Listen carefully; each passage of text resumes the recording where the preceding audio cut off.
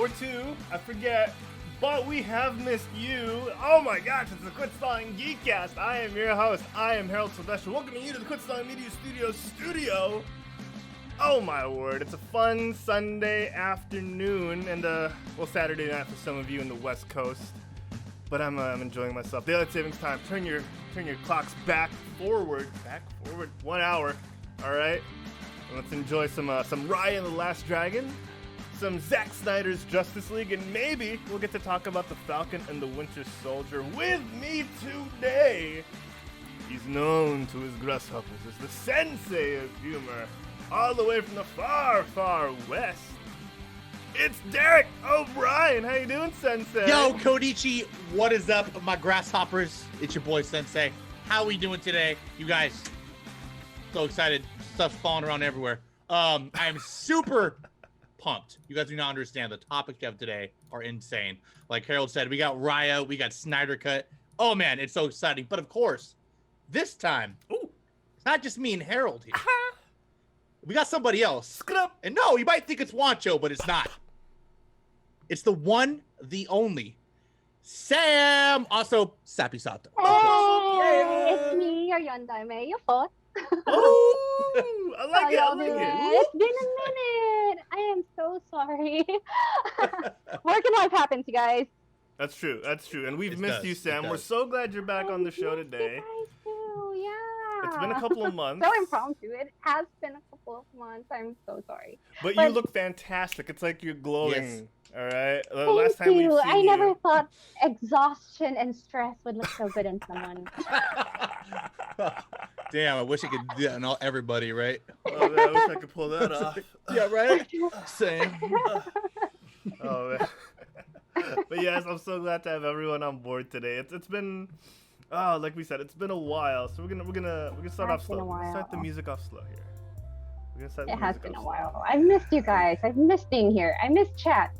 How are y'all doing? And by the looks of chat, they've missed you too. And once again, Sam, saying it for the record, the hair looks amazing.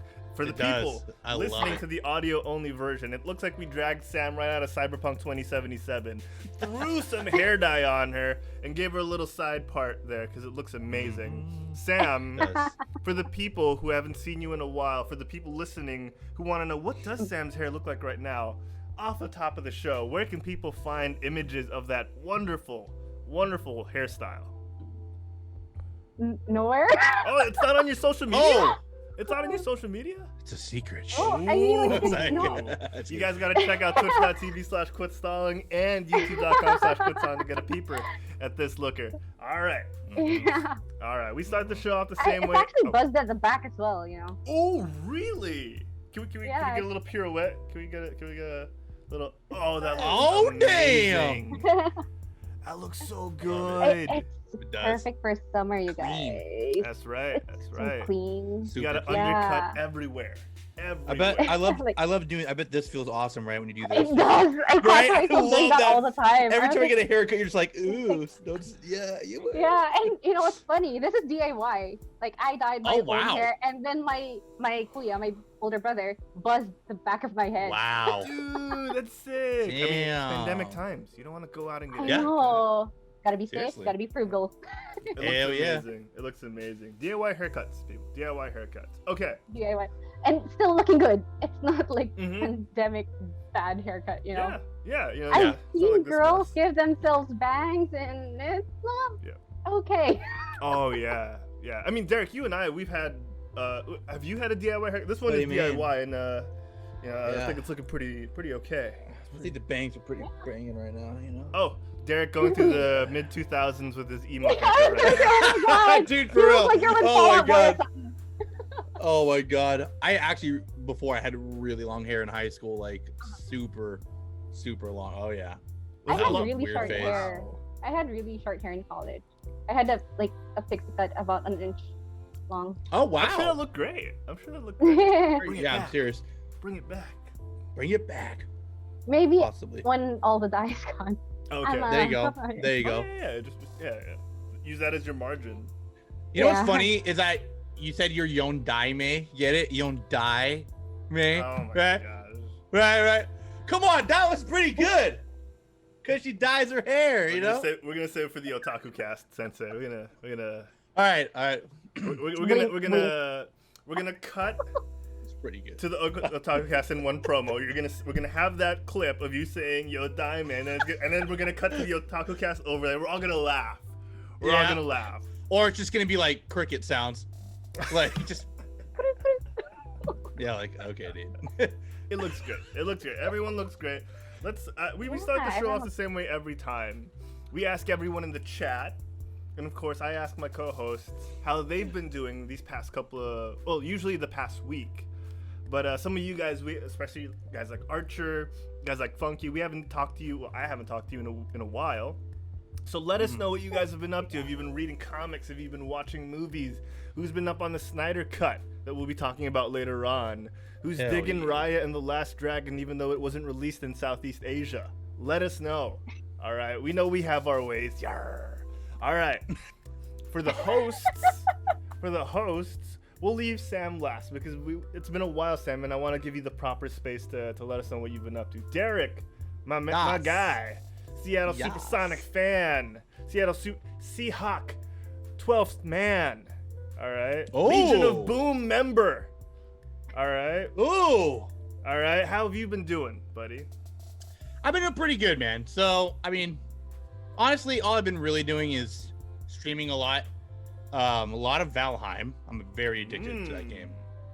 I think I have like 200 doth mother hours. know you weareth her drapes? Doth the mother know you weareth her drapes? That is literally my title every time. It's so I love that line, dude. Yes, so I do good, too. Right? Besides that, a lot of anime watching, especially a lot of the hype stuff, Jujutsu, which is like, I think I'm gonna go out on a limb and say it might be the best animated anime I've seen. It's just Jujutsu Kaisen. Yeah, wasn't it number one last year? It did win, newest anime. But like the animation is godly. Like I've never seen anything on that level. That's why I recommend that just alone. But the story's cool. It's like Ghost Hunters type kind of thing, but also with like, very anime Ghost Hunters. So that's pretty cool. Other than that, just been kind of chilling here, not going out too much. Nothing super new with me other than just binging, playing games at home, just as like normal and streaming. But Excellent, dude. How about you guys? How Harold? How are you doing? I'm doing great, buddy. I've been a little more off stream recently, just trying to get a little momentum before we launch into 2021 proper. Getting all my affairs in order with my day job. Just progressing and just learning from good stuff I could tell you about off air. I think I could spoil one thing or tell you about one thing because it didn't push through. I wrote a rap for a client. What? Because it's an athletic brand. It was for an athletic brand, and we were trying to do some creative material for an athlete. So that athlete's sport is very tied into hip hop culture. So I was like, all right, let's give him a little freestyle flair, and it turned out really fun. But the more the client dug into it, they were like, okay, maybe the athlete, maybe he's not really a swag kind of athlete. Maybe he's a little more humble. So we're like, okay, all right. Then you played Kendrick Lamar, "Be Humble." Dun, dun. I just start off with the literal words. Just start using that like beat, right? Like, oh, you said humble, right? Like the beat. I got you. Started with humble. And then we told everyone about his decades of achievement. Right, exactly. Yeah. So it was a fun experiment. I was hoping I hope this isn't racial appropriation. No, it was super fun, and I love being able to flex my creative muscles like that and be able to work in a different space. So it was really cool. I get you there. Thank you. And on a similar note, we're working on audio content for a video game that's coming out later this year. Me and DZ are, and we're trying to figure out if we should actually attach the Quit Stalling name to this because we want to start doing this as something that Quit Stalling can do. Everyone in the crew can pitch in, and that's so awesome. Yeah. So that's one thing I want to bring up the next time we all like get together. So Okay. Yeah, dude, that's Yeah. definitely hype worthy, man. yeah, Oh, so yeah. it's good stuff. 2021 It is is good the year of Is like, the year. oh my god, like people are throwing stuff our way, so we got to start like catching that stuff instead of just dropping the ball every time. So yeah, it's fun. It's been fun. All these analogies. Yeah, Sam, what have you been up to recently? I've been up to, well, like family stuff, work stuff. Really went into an exhaustion funnel at one Mhm. point. So I've been really off grid for months now. Yeah. Yeah, so besides all that, I've also been working on commissions, one of which belongs to a certain host here. Yay! Oh my getting god, dude, something done. they're so good. I can't wait. Yeah. Yeah. When can we show? When can we show? Well, he It's your just call, approved Sam. the draft this morning. Okay. Yeah. So I'll maybe- showcase your other ones that you've made in the chat so they can see. Excellent. Yeah. Oh man, Sam, I can't say it enough. We're so glad you're here. I'm Yeah. glad to be here. I've really Been a missed while. you guys. Yeah, it's been a hot minute. I'm checking the Yeah. chat real quick, guys. Super duper quick. Before I ask Sam a follow-up question, I want to see what other people have been up to. Familiar faces and names, like Kit Falbo there, saying a little more country, a little less rock and roll. Sup, Kit? Sup, Kit Falbo? Funky saying get a better haircut than. Oh, got a better haircut than me. So, Funky, what's your haircut look like? Can we Yeah. get a Is it little funky? sneak peek? Yeah, can we get a little sneak peek in that? Huh? I'm on the idea that Funky has no hair. Oh, But I could be wrong. Oh, the pandemic buzz cut. oh. Oh, true. And Is that what we working it's with? hot in a lot of countries right now because we're hitting springtime. So I get it. Dry season here in the Philippines, even though we're getting a little rain here and there. So Yeah. it's burning. It's burning. I get it. It is burning. Yeah. Oh man, Sam. And here I do am have in a a follow-up. sweater. While the air conditioner's Yeah, on. I'm cold wearing here. long sleeves because I cranked up the AC. It's so hot. I have to crank up the AC. So now it feels like summer in Seattle in the Philippines right now. Yeah. Okay. Mhm. I have a follow-up question, Sam. You mentioned you've done some commissions, but you've also been grinding at work. But I want to know, Sam.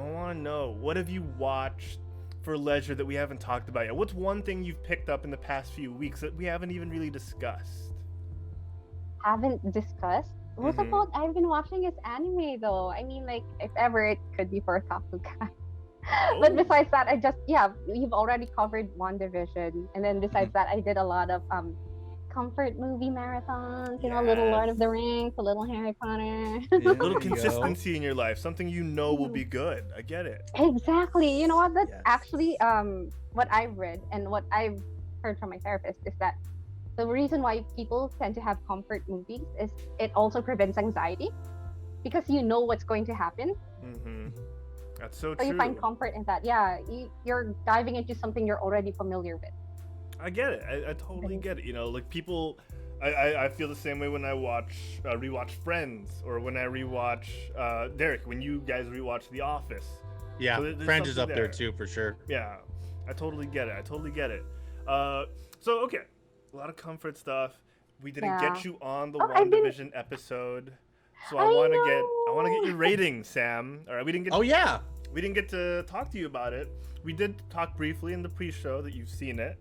So on Yeah. a scale of 1 to 10 Scarlet Witch crowns, all right, what would you give the entire season of WandaVision? WandaVision.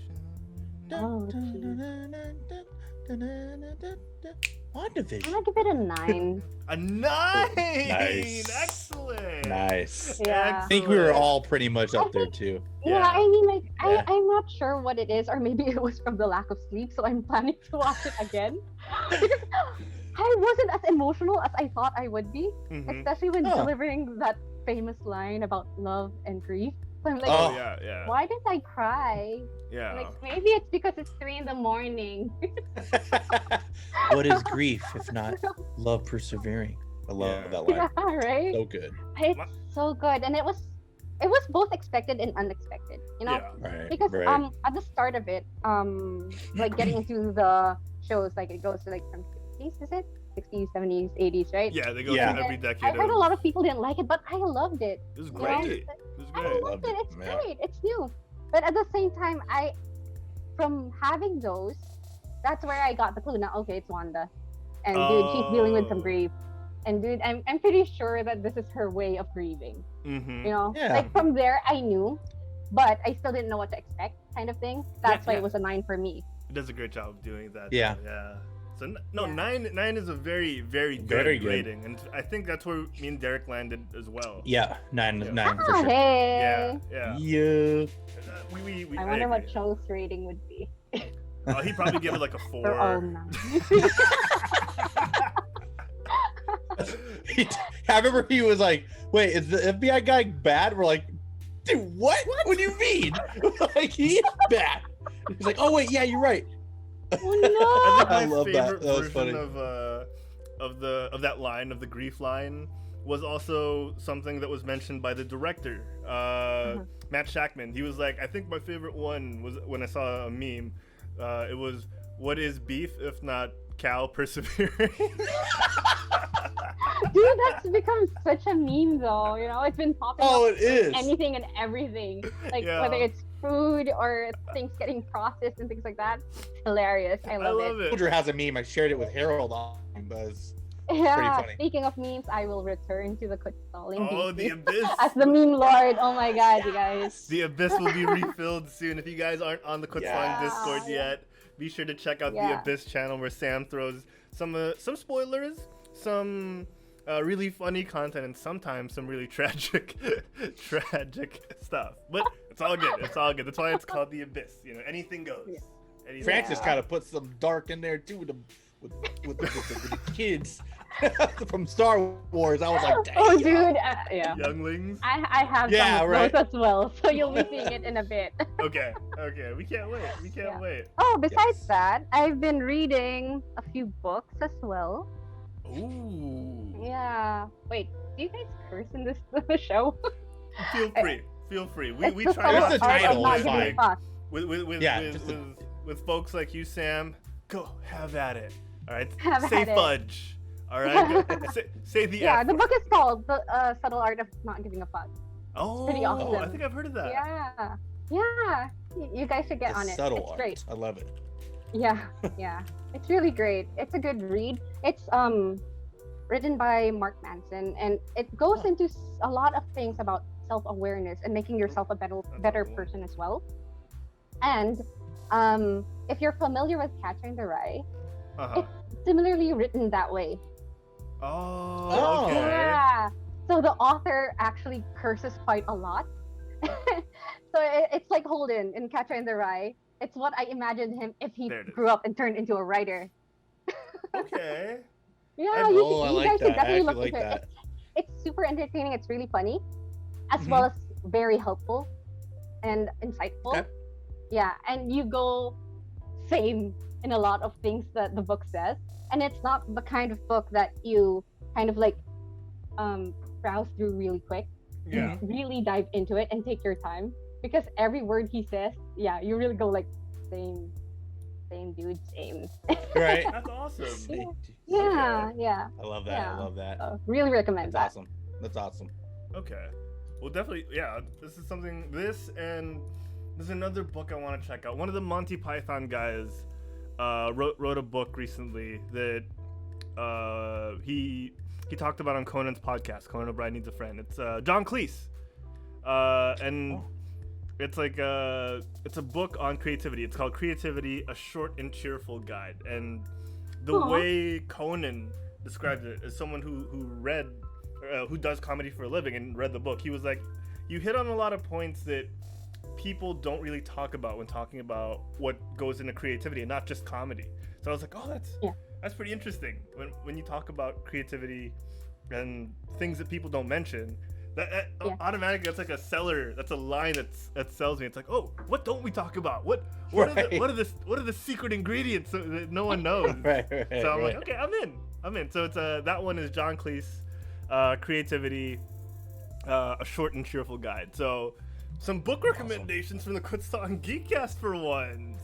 Yeah, here we go. There you go. So, the subtle art It of could not be a giving a start. fuck and creativity, a short and cheerful guide. That's all. Thank you, Sam. Yeah. Hell yeah. Thank you too. All right. So, Bimo in the chat says, I just helped my brother get his yesterday. I think that's a haircut. So, and Funky says, no haircut. Brand new, Bimo.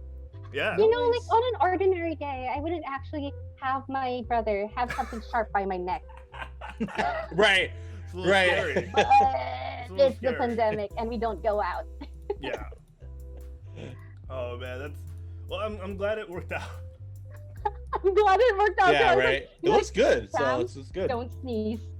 Still- Don't sneeze. Right. Like, Right. breathe. Oh. Breathe Oh. slowly. It's like, nothing happened. Don't Yeah, move. nothing happened. It looks good.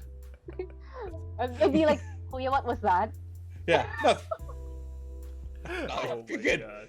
your hair's going over this, right? Right? Oh, you're good. It's going Yeah, over right? this. Yeah, right. You're good.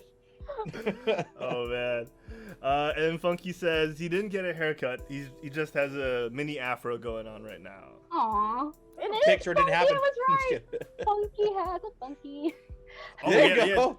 yeah. Like what Sensei said, Pixar didn't happen. Yeah, funky picture didn't happen, man. All right. Yes, Sam. I'm Yeah. down. I'm down. Show us what you got, Funky. Yeah. All right, guys. We've delayed enough. I think it's time to talk about one of our feature films of the day. Let's talk about Raya and the Last Dragon. Raya. Let's do this. I want to change up the music a little bit. Let's how's this? All right, that works. That works. Well, I'll play that in a second. Hold on. Okay. This next part of the show is brought to you by Panels Comic Book Coffee Bar. Derek, Panels is a comic book coffee bar that people can find when they're down in Oceanside, California. That's right next to LA and right next to San Diego. 713 Mission Avenue, Suite A in Oceanside, California to be exact. Panels Comic Book Coffee Bar can offer you your fix of weekly comics and daily coffee. So if you're in the mood to mix and match, well, there's no place better than Panels Comic Book Coffee Bar. Get a Java fix and a little superhero fix while you're there as well. But Derek, for the people at home who can't Yes. quite go to Panels right now, where can they go to get their comics from Panels?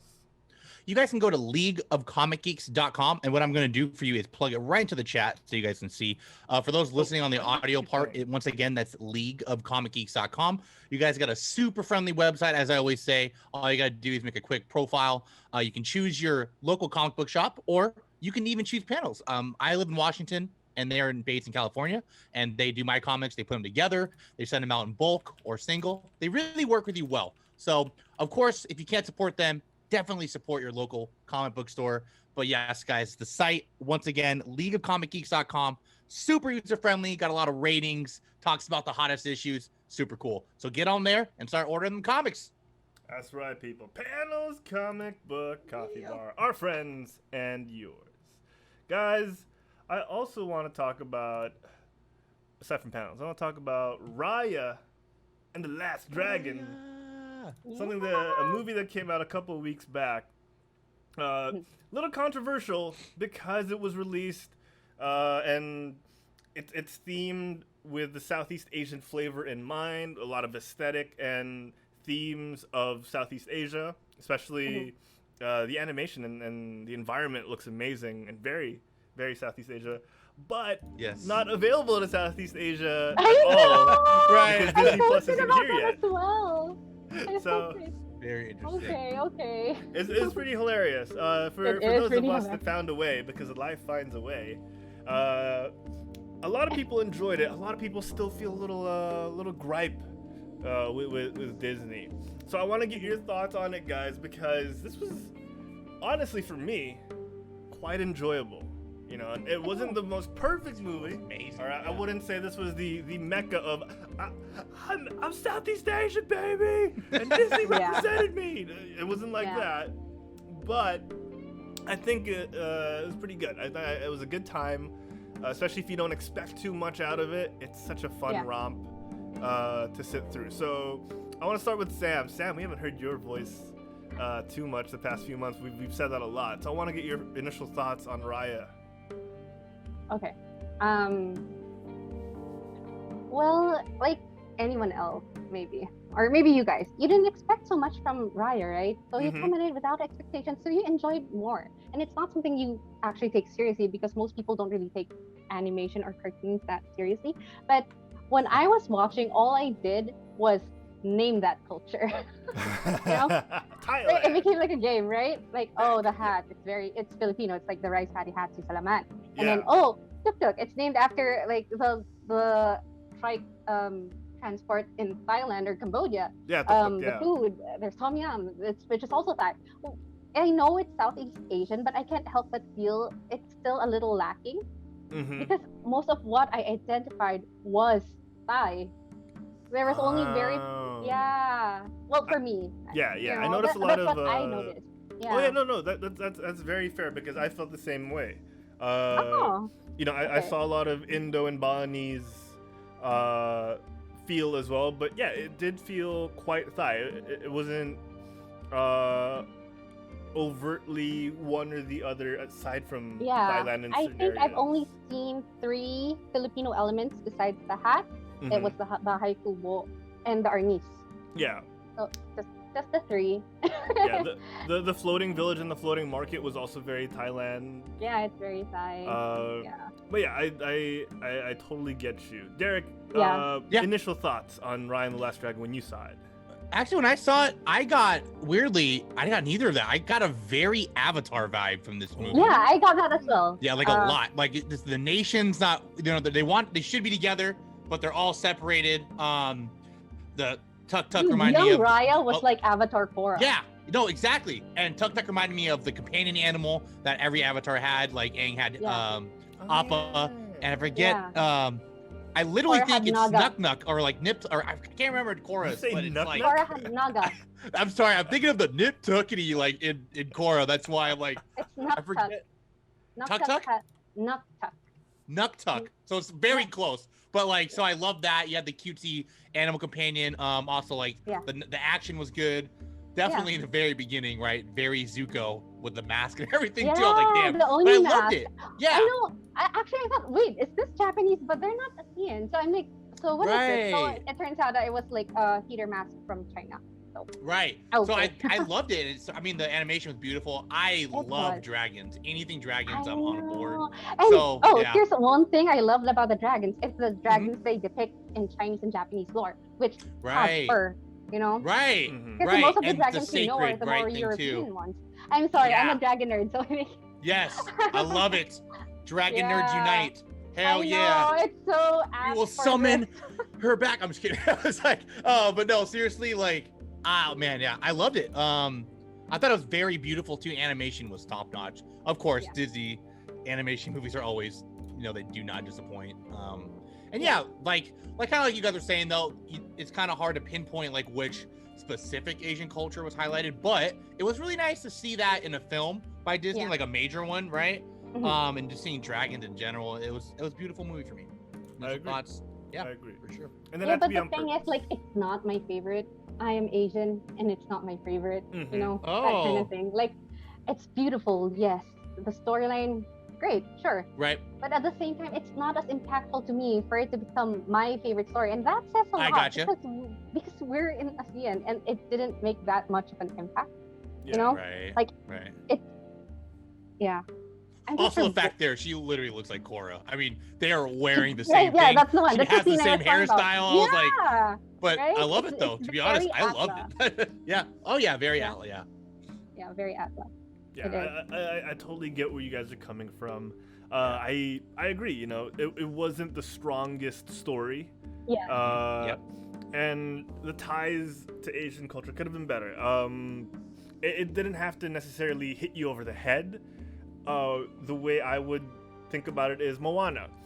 You got those key songs and key details like Maui's tattoos or the boats and the way Moana's people, before they became landlocked, were would search the oceans for directions through the stars, and like all those little details really made you feel like, oh, this is a very Pacific Islander kind of movie. Yeah.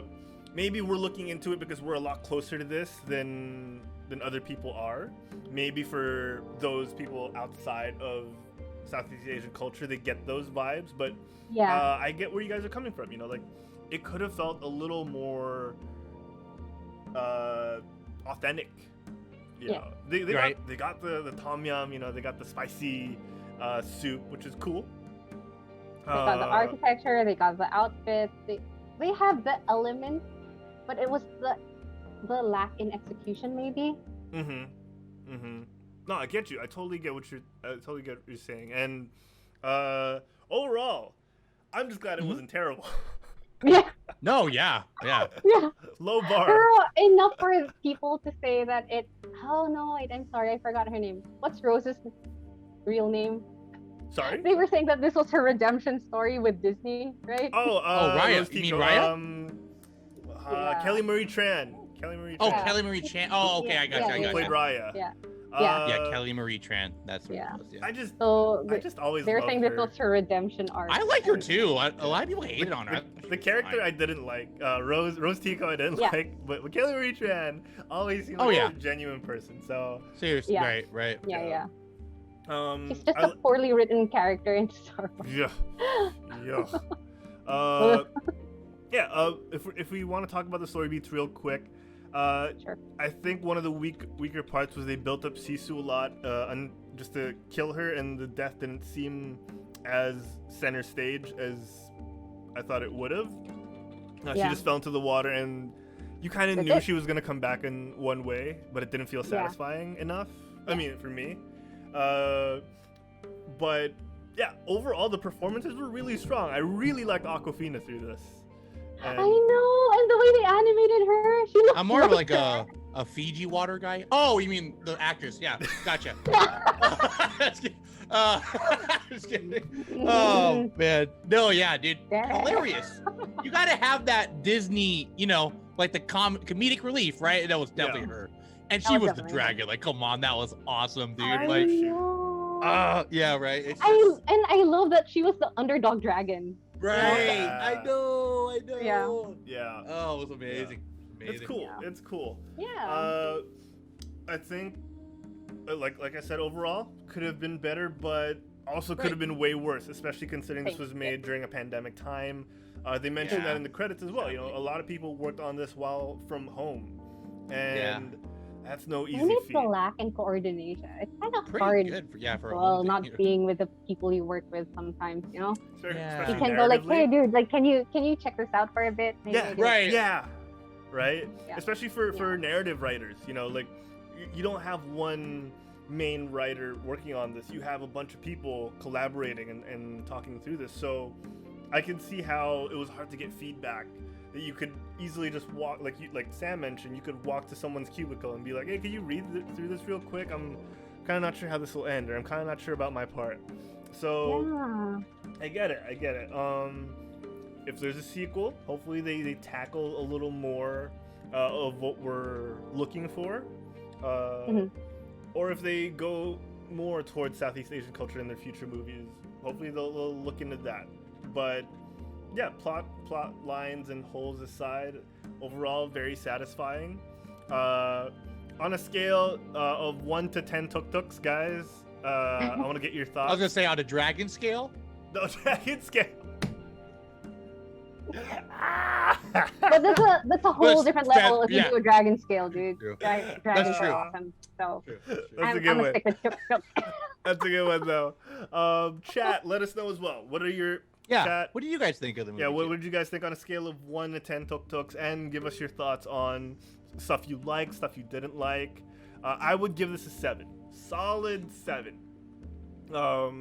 Not the greatest, but also, satisfying, especially because I came in it with low expectations.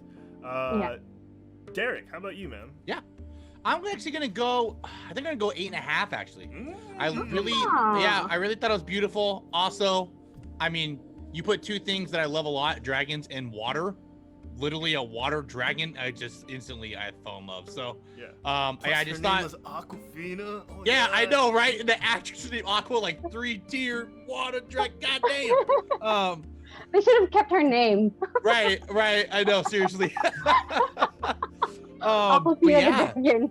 right. It was so beautiful to me. I animation and sound is huge to me. The beautifulness of the dragon, like this, the scene I always think of is when Cece was hopping through the air and the rain falling, all that stuff. That was so beautiful. And yeah, stuff like that kind of hits me deeper, and I love connecting at levels. Yeah, I'm giving it 8.5. 8.5 tuk-tuks. 8.5 tuk-tuks. All right, how about you, Sam? I'm around a 7 as well.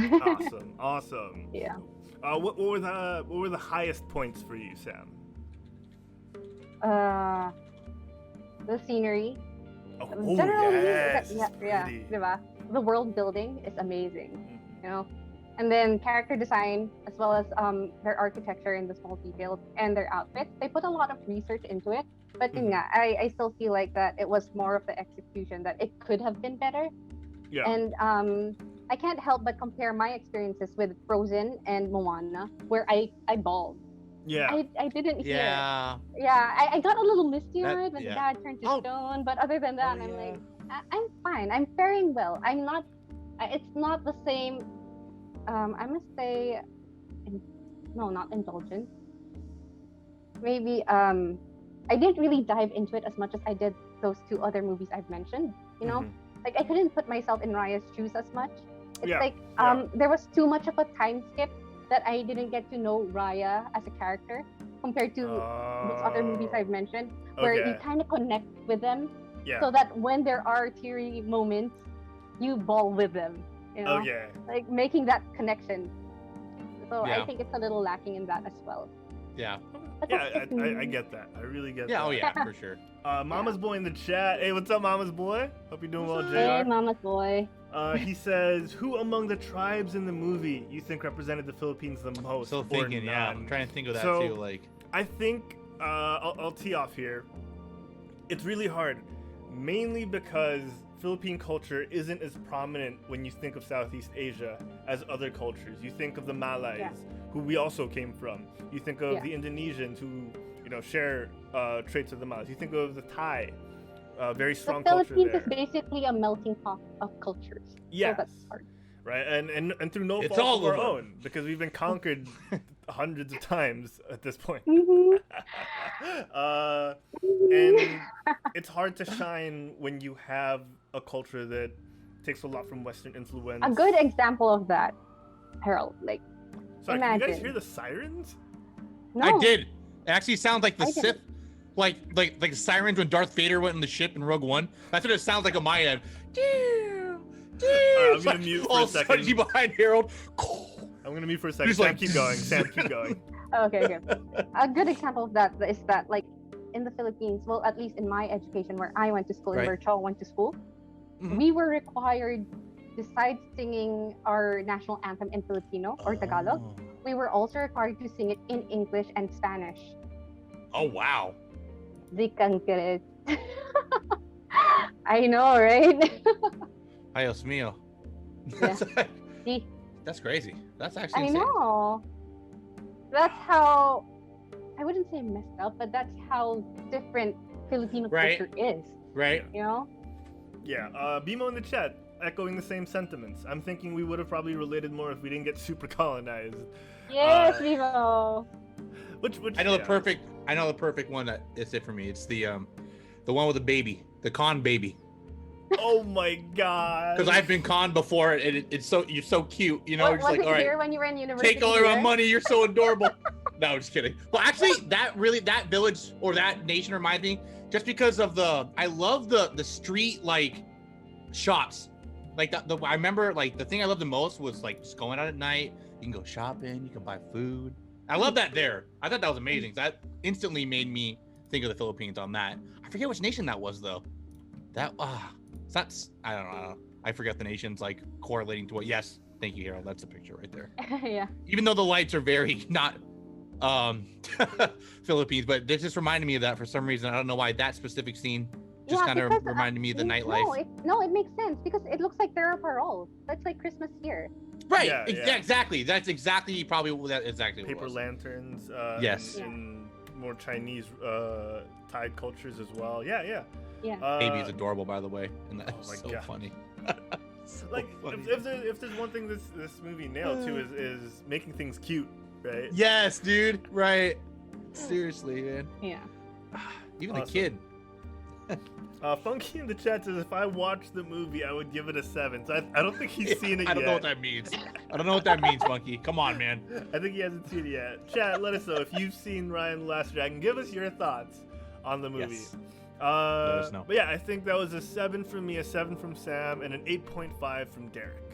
Yes. Chat, let us know. And a 7 from Funky, apparently. So good stuff. We're gonna move on. Oh, Booty Night with another Twitch prep song. Booty night. What's up, Josh? Hey. Dropping So, them cakes. Speaking of people who are making their waves in esports, this is quote unquote esports. Booty Night is part of Helicus, a local World of Warcraft guild who's pushing to be country first in clearing the newest raid in World of Warcraft. So Booty Night, I hope you guys are doing well and hope you're kicking butt. Funky says the way you explained it seems good. Oh, so I guess that's why Funky's giving Raya a 7. So he basically agrees with us. Okay, yeah. Okay.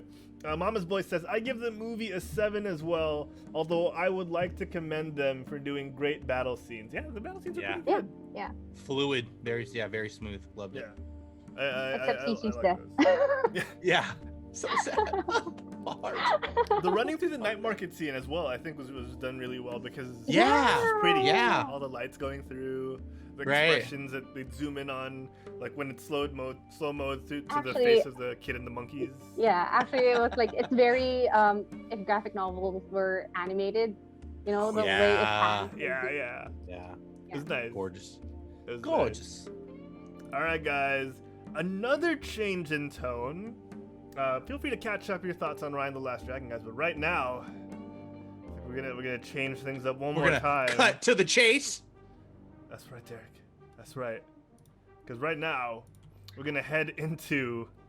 I'm trying to do this as quick as I can. Zack Snyder's cut of the Justice League. All right, this is the big thing we're gonna be talking about today, people. The Snyder cut. That Long Sam hasn't awaited watched. by fans of DC Universe and DC in general. Right. I'm still trying to get over Derek's cut joke there. Cut. But We the love Snyder it. cut We do. has been released upon the world. Sam, I know you haven't seen it yet. You're gonna set aside time later, so hopefully this will give you a little preconceived notions. Hopefully this either enhances or just makes your experience a little better. So Derek, Right. you Yes. and I, buddy, it's you and me. We're gonna tee off It is. on the Snyder cut. Dude. Sam, feel Yeah. free to chime in at any point. Okay. For context, I have seen the original cut of the Justice League. Derek has seen the original cut of the Justice League. Sam, have you seen the original cut of the Justice Yeah. League? You Of have. course. All Yes. three of us have seen the original, the OG cut. Some would call the Frankenstein cut of Zack Snyder and Joss Whedon. With their powers combined, they did not come up with a movie that was too good. I can't remember what our original ratings were, but I feel like I gave it a 6. It wasn't good. Yeah, I feel like I gave it a 5 or a 6. And I'm pretty sure Wancho gave it a 4, if not Yeah, lower. I think I was about a 5. I want to say. You were a 5? Like, I actually might have pushed 6 because the action scenes weren't too bad. But yeah, the story was just poop. It was so bad. Yeah. I Things want to didn't give make it a sense. rating, but I don't even remember. That's how bad it was. That's actually a good point, and I'm gonna delve into that later, and it's gonna be amazing. Oh, God. man. Yeah. I like Okay. what Kevin said in the chat. It's What not did Kevin- even on a scale on how bad it was. I can't. That's why I said I can't even give it a rating. Oh man. Okay. Respect, Kevin. I Respect. have- Respect. All right, Derek. Now Yes. I know. Now that we've seen the movie 4 hours and plus later, now I know why it was 4 hours, because every other scene was freaking slow motion, man. Every 20 seconds, it's a slow motion cut.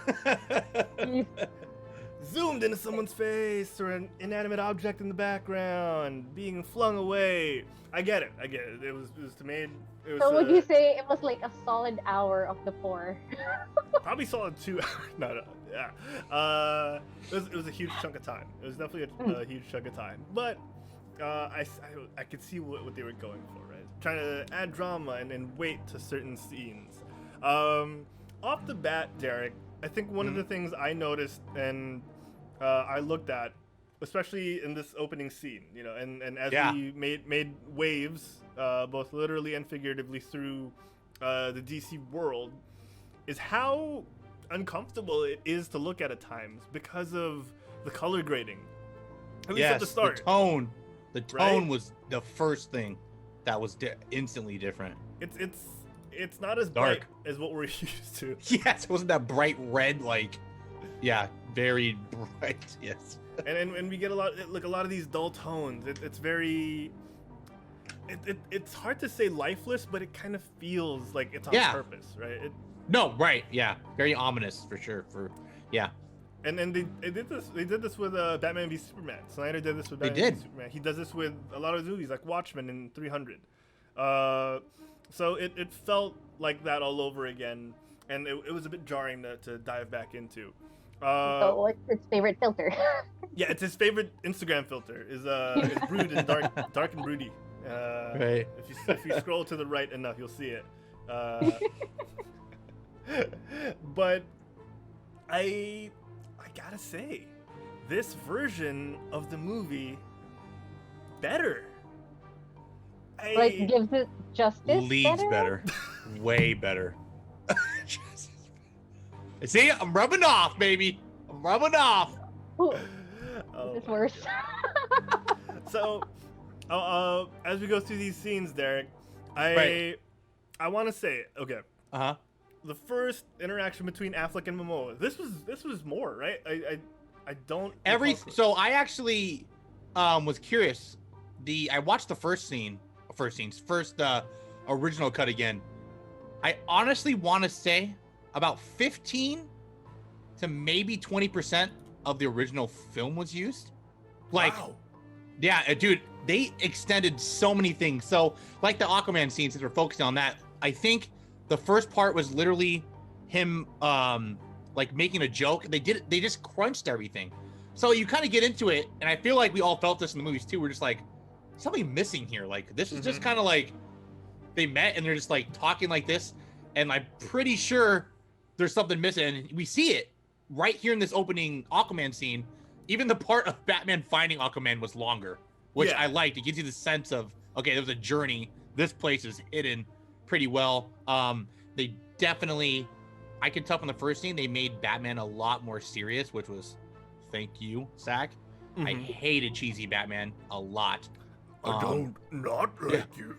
Or like definitely bleeding. Like those lines, like, come on, man, that was very stupid. leading, right? Yeah, dude, like that's not Batman. He's serious, and they definitely, you could feel it, like right at the beginning. Yeah. Like, yeah, you could tell it's very stretched. They stretched it a lot, which is good.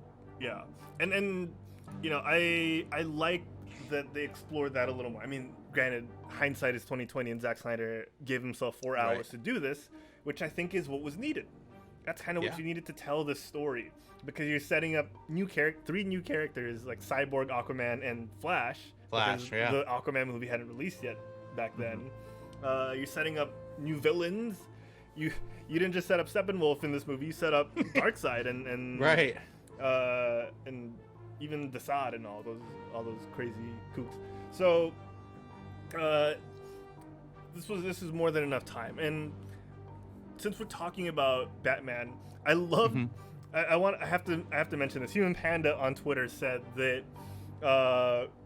one thing he noticed was whenever Batman would talk, whenever Ben Affleck as Batman would talk, it gave him Englishman trying to speak in American accent vibes. Like, oh really? Like his mouth was kind of really trying to speak without a British accent. I don't think I didn't really catch that at all, but I'm gonna have to go back and look now. Yeah. So I love that take, but I really think this was a better version of I Bruce think Wayne. I know what you mean.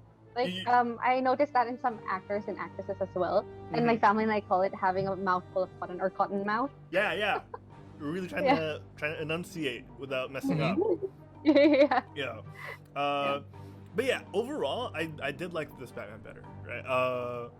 And you'd still get your vague moments, like when Alfred tells Bruce, Master Wayne, you have to see this, and we cut to the hella like the aircraft carrier, and it's already flying, and you don't know if we're trying to, if what we're being warned was okay, the aircraft carrier is flying, or if they discovered Steppenwolf's lair. There are a lot of weird cuts like that. Wait, in this one, no, they covered that. Cyborg fixed it. Yeah, no, but the part where Alfred's like, Master Wayne, you have to see this, and you don't know what exactly you have to see. Was it the aircraft carrier, or was it because they discovered the Steppenwolf lair? Oh. It just cuts, and it's already flying, and everyone's just like, yeah, let's go. Oh, okay. So I didn't really catch that part, I guess. Oh, well, that's good then. That's good You then. have to Right? watch it. No, yeah, again. because like usually you see like Another Cyborg, part. he was like messing with the Yeah. like before that forehand. Yeah. So I was like, No, obviously, I'm that's assuming, established. But right? but what I'm Right, talking about right. is like you don't know why Alfred said you have to see this. Right. It was just like a weird cut. I see what you're Yeah. saying. Yeah. But the thing is, I gotcha. you can ignore dialogue like that in this movie. The reason why I'm bringing this up, because you're kind of just satisfied with, wow, it doesn't suck. This movie, Right. I think that this is what I'm trying to say in the first few minutes, is that this movie doesn't suck. Yeah. Yeah. Which is an achievement, because 4-hour movies can be very, very bad. There was a movie I watched with Orlando Bloom before called Kingdom of Heaven, and that was for 3 to 4 hours of nothing. Just Orlando Bloom. Yeah, It's just like a lot of Orlando Bloom. I'm doing this for you, Bloom. God damn it. Yeah, it's like, do something. And I only remember that movie because it was so long. I don't even remember what it was about anymore. Oh God. Yeah, it's that bad. It's that Sucks. bad. Oh my jeez. God. Okay, so, circling back. I don't mean to digress too much. How did you feel, Derek, and chat? Let us know. How did you guys feel about everything being broken up into chapters? We got 6 parts, an epilogue and a prologue. Right? Yeah, Derek, we what did. do you think? So for me, I absolutely loved it. So I was talking to Sham on the pre-show, and like I said, I've grown up. I've watched all the Lord of the Rings in the theaters. So the length was not really an issue for me, especially for like a big binger person. It's not that bad. And like Harold said, this movie does not suck.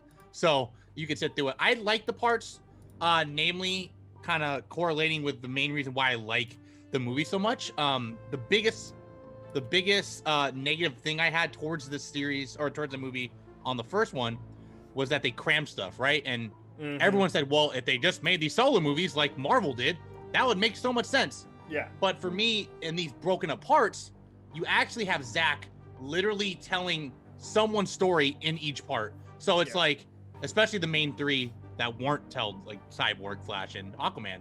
So getting those lengthy parts was kind of worth it, versus instead of, we don't have a solo movie. Yeah. Sure, let's just make it a little longer, but let's give them story. And obviously in 1, that was literally shoved down our throat. Like, okay, this is Aquaman, eat it, all right? Cyborg, dude. And it's like, the thing that's crazy to me is how much they missed and how much more I fell in love with the characters. Like, I absolutely hated Flash in the first one. I was so annoyed with him. I think a lot of people did. Yeah, I actually really hated Ezra for that. Like, just the actor. But literally after this movie, he's my favorite person. Oh wow, Yeah. that's a big Yeah. change. He was like, they did him so right. Okay, let me re-say that. Ooh. They Ooh. they reworked him so right.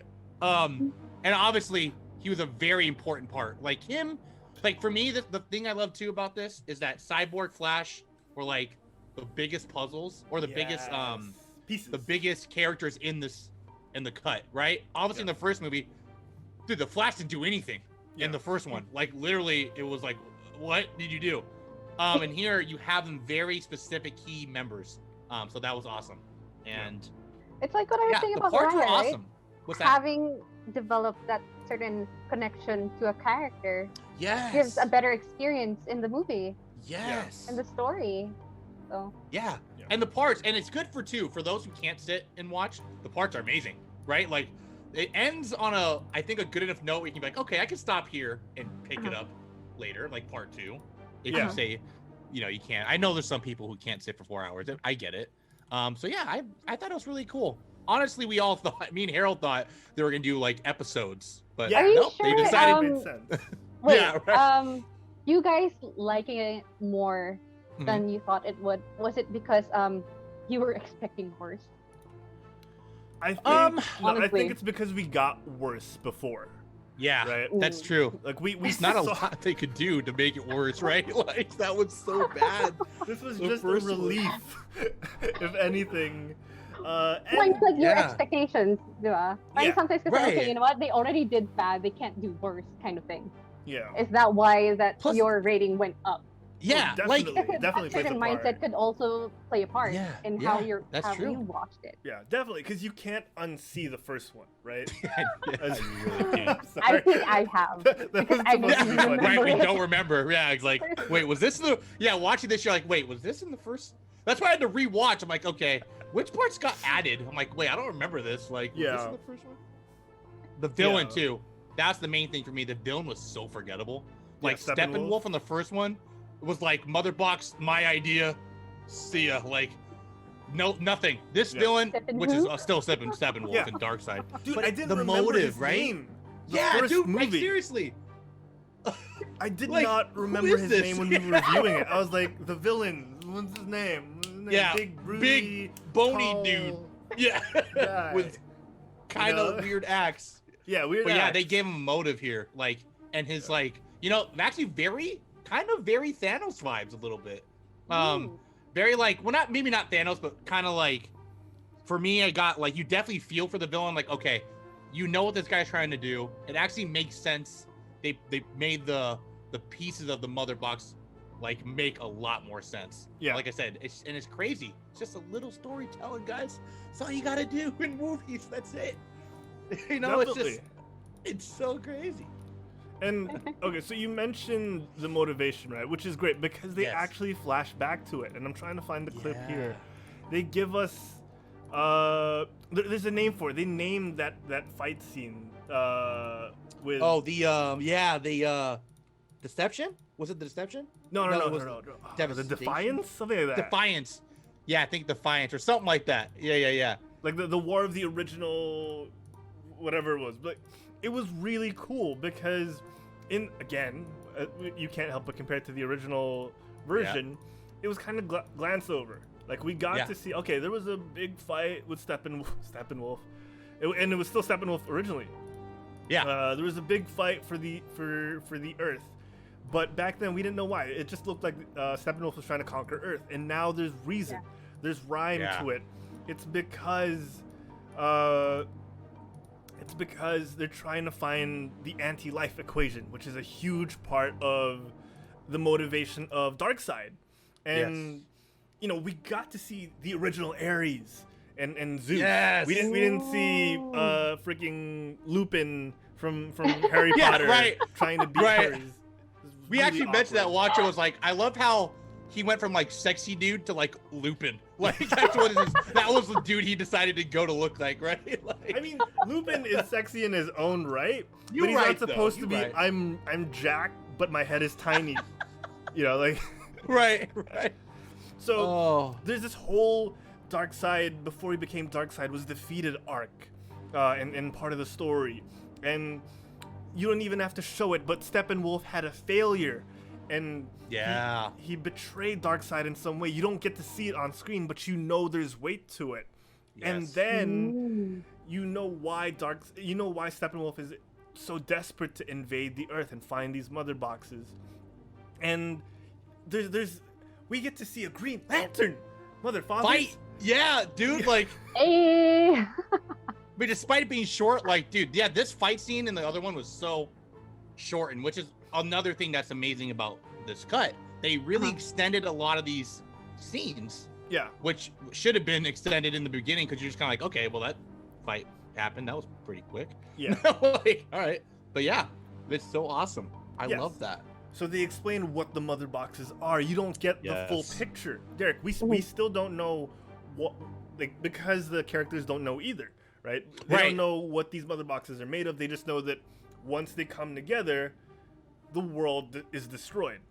Right. And you don't need to get every single piece of the puzzle to know that this is a threat. Right. And that's part of good storytelling. And it also needs to be explained with time, and I get why they couldn't do this with the original cut, because they're trying to fit everything in a 2-hour movie, but it can't be done. It really can't. And it's sad, right? Because when you see other movies like Endgame and Infinity War pull it off, they do it well, but that's because they also get 2 parts. Yeah. Technically, Endgame and Infinity War was also like 5 hours. Yeah. No, seriously. Yeah. Right? Yeah. Completely agree. With a decade and a half of establishing other characters. So this movie does a great job of doing it in 4 hours. I'm not going to lie. A lot of people still don't like the Snyder cut and the Justice League, which is fair. Again, we never say our opinion is better, but for us, Derek, for you and me, and maybe Sam in the coming days, maybe the people watching this is objectively, subjectively for us, much better than the original cut. Like, this should have released in theaters, honestly. This should have been the one, 100%. Yes, and for this... And then just split it, no? Yeah. Yeah, they probably could have done 2 parts, Right. They could have done 2 parts, I agree. So, that one scene that we just talked about, where they explain the reasoning for all of this fighting and all of this violence, is the prime example of how much time you actually need to tell a story. I don't think this would have worked in theaters as a 4-hour cut, because they would have lost a lot of people who didn't have 4 hours to spend on one movie outside their homes. This works well because you get to watch it at home, because COVID is happening. Yeah, right. And I think it would have worked okay if COVID wasn't happening on a weekend, but again, it's 4 hours. It's an investment. Hamilton was like... Unless they split it. Yeah, unless they split it. That's a key thing that we keep having to repeat, unless they split it, which would have been difficult. Yeah. There's a reason why they had to do it this way. There's a reason why Zack Snyder had to do it this way. I guess we'll find out later. It's just because of the pacing that he had to put in. If you split it, you still have to have another start, build up, and then finish in 2 different movies, right? So this one kind of has that beginning, middle, and end. In those chapters still. So even at the start, right? It's like it's just so attention grabbing. It's like literally the first scene, it just picks up off Batman vs Superman. So it's already different, like 100%. It's like, whoa, this is like right after Batman vs Superman. Superman's yelling. You're like, what is going on? Yeah. I can't even remember how the first one started, to be honest with you. But I remember Batman holding off some dude on a ledge, like... Dude, the first one started with that weird phone camera, like... Oh my god, you're right! The mustache. The mustache edit. The stash! Oh my lord. See, I just... Yeah, no, this one... And this one makes sense, right? Like, Superman's death is what made these things kind of like, oh, okay, we're kind of good now. Yeah, But it's very well written. Yeah. This is good. Okay. I don't want to go through every chapter individually because it's going to be a huge. I just didn't like her. Sorry, just to point that out. Amber Heard's still not great. That's my only nitpick of the film was seeing her scenes. Okay, since we're on this, Willem Dafoe being introduced into this movie instead of an Aquaman. Yes, genius. I loved it, dude. I loved it. The long hair Volko too, dude. I loved it, man. And it shows time passage, right? This Volko had long hair. Okay, I liked it. Dude, it was like they needed that. I'm gonna look out. Yeah. I'm gonna message you guys while watching. Yes, please do. I mean, Jason Momoa alone was just goddamn. That's a man right there. Just saying. But I will say here, I don't know if you caught this. I thought it was pretty funny. So you know how he takes off his shirt when he goes in the water? Twice. No, exactly. The second time he saved someone in the water with a shirt on. I'm like, wait, where did he get the shirt? He just took it off, and then soaking wet shirt. He goes back out. He takes it off. I'm like, why? he Probably got a to nice prevent body. It hypothermia or ain't bad to something. look at. So I don't know. Like, I guess it's for the audience. I get it. You know, it makes me Yeah. jealous. Like, damn, I want to look like that too. But damn, Aquaman, just keep your clothes on. Make us all look good. Jesus. I'm like, dude, it's already wet. What's the point? Like, to paint a better picture for those who are listening to this or people like Sam who are watching us right now, pouring typhoon rain, waves crashing around him. He's soaking wet already because he just came from the ocean saving a guy. Momoa walks onto a pier. Aquaman, Arthur Curry, walks onto the ledge of a pier wearing his drenched clothes, takes his freaking tank top off again, and then he dives in. This dude just came from the water, fully clothed. with the shirt on, right? Like, what was the point? He already went inside a dry tavern where people are drinking. This guy is soaking wet, gets the whole floor and tavern wet with his with every. There's a storm going on. Like, maybe he doesn't want to damage his shirt further. It was full he of holes. threw it. He threw it in the ocean. Like, see ya. And then he littered. He freaking He littered. did. He threw the bottle down. Come on, throws the Aquaman. bottle down, throws his linen shirt into the ocean. For all we know, a turtle would have eaten the glass, and a fish would have gotten stuck in the shirt. Come on. There it is. Irresponsible. Aquaman canceled. I'm gonna wait for that. I'm gonna wait for that to come up. How dare you, Arthur? You dude, what they do in another movie? Remember that one time when Aquaman? It's like the Sokovia Accords, but like DC version.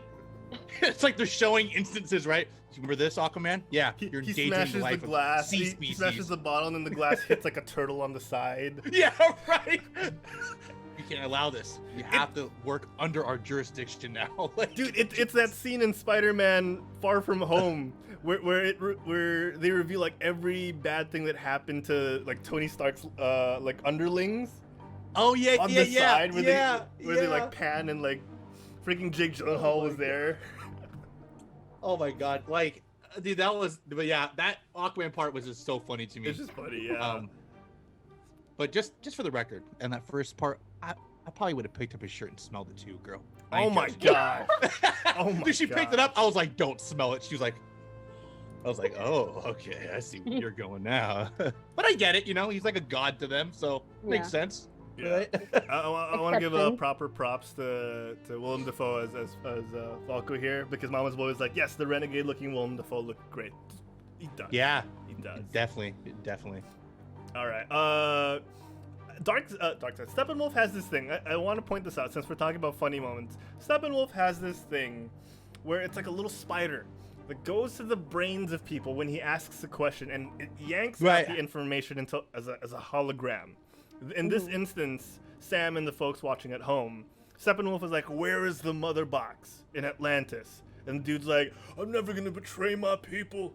You know, I've got a British accent, but I'm going to talk like a hick right now. No, he's like, I'm never going to betray my people. And then, boom, this spider thing projects the location in an amazing holographic 3D image. It is amazing. Right? It is. The thing is, Steppenwolf starts taking hostages later on, and he asks them one by one as well, where is the mother box? This dude could have taken one person, shoved that spider thing on their head, and saved us 30 minutes of the movie. I mean, in fairness, though, when we got there, he did have it on the lab guy's head. Like, when we showed it.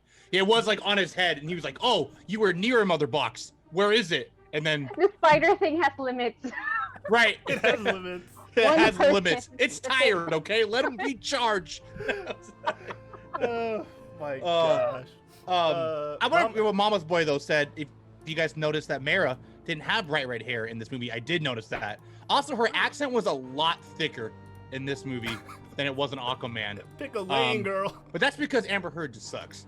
So we can move on from that. No, I'm just kidding. Plus the way they explain Atlanteans talk underwater. Dude, yes! Dude, they talk like dolphins. That was pretty cool. I don't know if anyone caught that, but it was like very subtle, like, I don't want to do it. It sounds stupid, but it was like that. Sadly, it was the scene when Steppenwolf was fighting Mara and or sorry, Mira, or like I think I'm saying it wrong. I think they pronounce it Mira. think I think it's Mira, yeah. Like Pat Mira. It's spelled like Mira, but it's pronounced Mira. It's weird. Yeah. So, yeah, but Dave she was like speaking to them, and I was like, oh, that is actually really cool. But this scene alone, I don't think this was in the first movie at all. Oh, definitely not. No. Yeah, this was amazing. Yeah, so they actually explain. See, that's one big thing. They actually explain how Steppenwolf gets all the mother boxes. He doesn't just show up with them. Right. In a climactic scene, he actually gets them. And because in the original, the only reason Aquaman goes to Atlantis is to get his mom's pitchfork, her trident, Right. and then he swims off. This intruder comes in, steals a piece of property from royalty, and then swims off. Makes no sense. Here, there's actually a little bit of a reason. Willem Dafoe's like, hey, it's your destiny. It's, even Mira says it, but I don't like how she said it. I like Right. Valka's way of saying it better. Yep. 100%. And they, as annoying as it is, they actually kind of set up a little tension between Mira and Arthur. Again, she's so terrible. Can I cut away from this? I know, right? Let's just talk about it. Yeah, let's just talk about it. Yeah. So there's tension here, and it actually makes you feel like, okay, I know if this was in the past, I know there's an Aquaman movie coming up, and I can't wait to see how this is resolved. Because this guy, apparently, they set it up well, Sam. They actually tell us that this guy has abandoned and doesn't want to talk to his people because his mom abandoned him at his dad's doorstep. Then Willem Dafoe goes there and he's like, no, you don't know what she sacrificed. Right. Same thing from Amber Heard. They actually say the same thing. Yeah, she said the same thing. Yeah. Yeah. So it's like you don't know what she had to sacrifice for you, but now you're not a defenseless child. And you're like, wait, what does she mean, defenseless child? And then that'll set up like the scene in Aquaman, where, oh my God, they sent assassins to kill him as a baby. So this just does such a far better job of setting all of that up. And he even goes back to the throne. Like, you can sense from Aquaman, he kind of wants it because he keeps going to the statue, right, with one of the kings of Atlantis, and he just goes there, and even Bulk goes like, huh, you're here quite a bit. And he's like, well, I like it here. But you can tell, he's like, he kind of wants to get in touch with these roots a little bit, But he's still a little, like, hesitant because, like, explained. I do want to say, the Mira fight, the Mira fight, they did one thing that was something she did in the comic. Dude, it was amazing. The water. Explain it. There was literally one of my favorite comics of all time with Aquaman was Mira fighting like people on land, and they're like, "Oh, what are you gonna do? You can only control water." And she goes, "Yeah, but did you forget that your body is made up of water?" And she's literally dehydrating people's skin is just peeling off. She did it here with Steppenwolf. Like, you could see the blood coming out. I was like, okay, that was pretty badass. Oh my God, just like a Just water wish it wasn't her that did it. Yeah, she bloodbent him. She did. him. She technically bloodbended him. That was so sick. And she went one step further because she took it out of his body, and it was messed up. It was really cool. Oh man. I'm surprised that they didn't do that in Atla, to be fair. I think that was just like a step too far. Yeah, it was pretty dark. That anime level up though. Yeah. If they did that in a cartoon. Oh, yeah. I think Yakone would have done it because that dude was sadistic. Hell yeah. All right. Probably would. Yeah. Sorry, sidebar. Oh yeah. That's totally cool. Okay, so again, they set up the villain well. They set up the characters well, and just to transition from Aquaman to the rest. Derek, you mentioned that.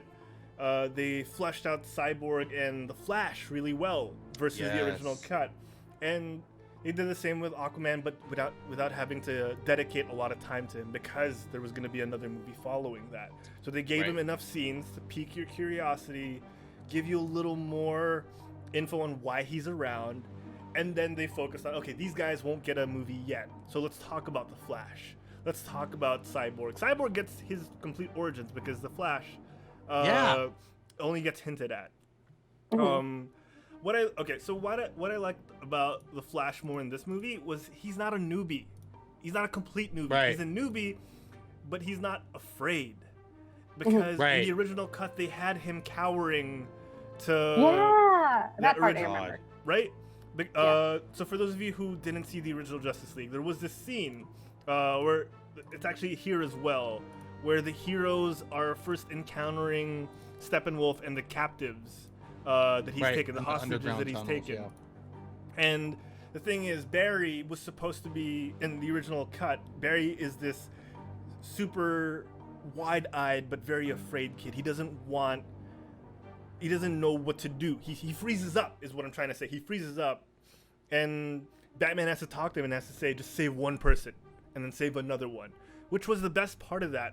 But it didn't feel like Barry.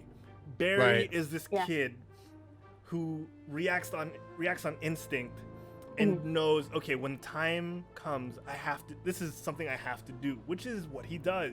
Right. You know, he does the right thing because it's in him. You know, there are other that heroes. hero instinct that you also get in anime. Yeah. Right? My body moved first before I thought about it. Yeah, it's really true. It's very Deku. It's very Deku. Yes. Right? It is. There are other heroes who have to have heroism thrust upon them, but that's not Barry. So that's what I liked about this version was he went in. He knew, all right, I'm gonna help escort these hostages out.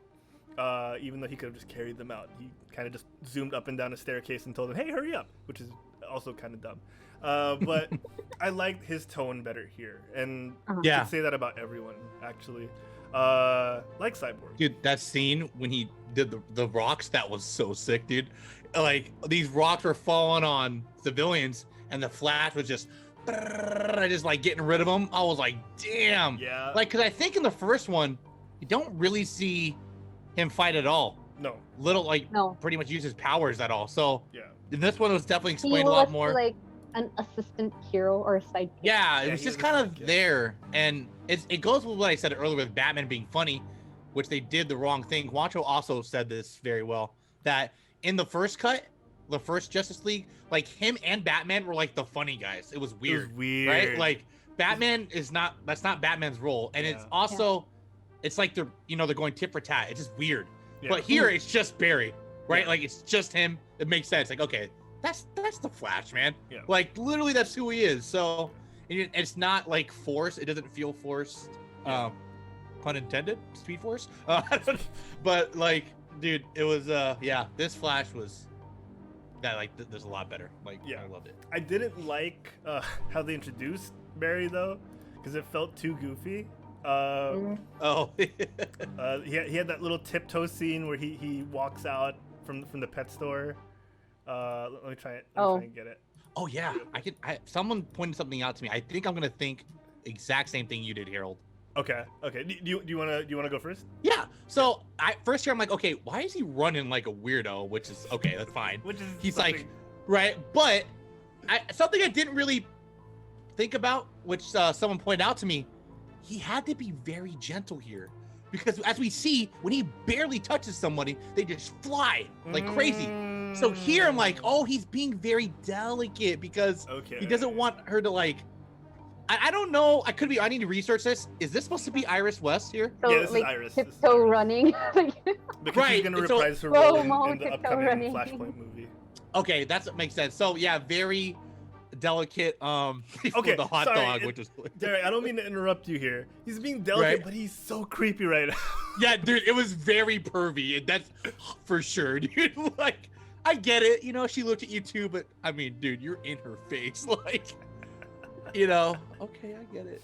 Thank God the hot dog was there, or that would have been really weird if that was, But yeah, I don't know. How are we feeling about? I feel like Zack kind of made the Flash like the Quicksilver version, right?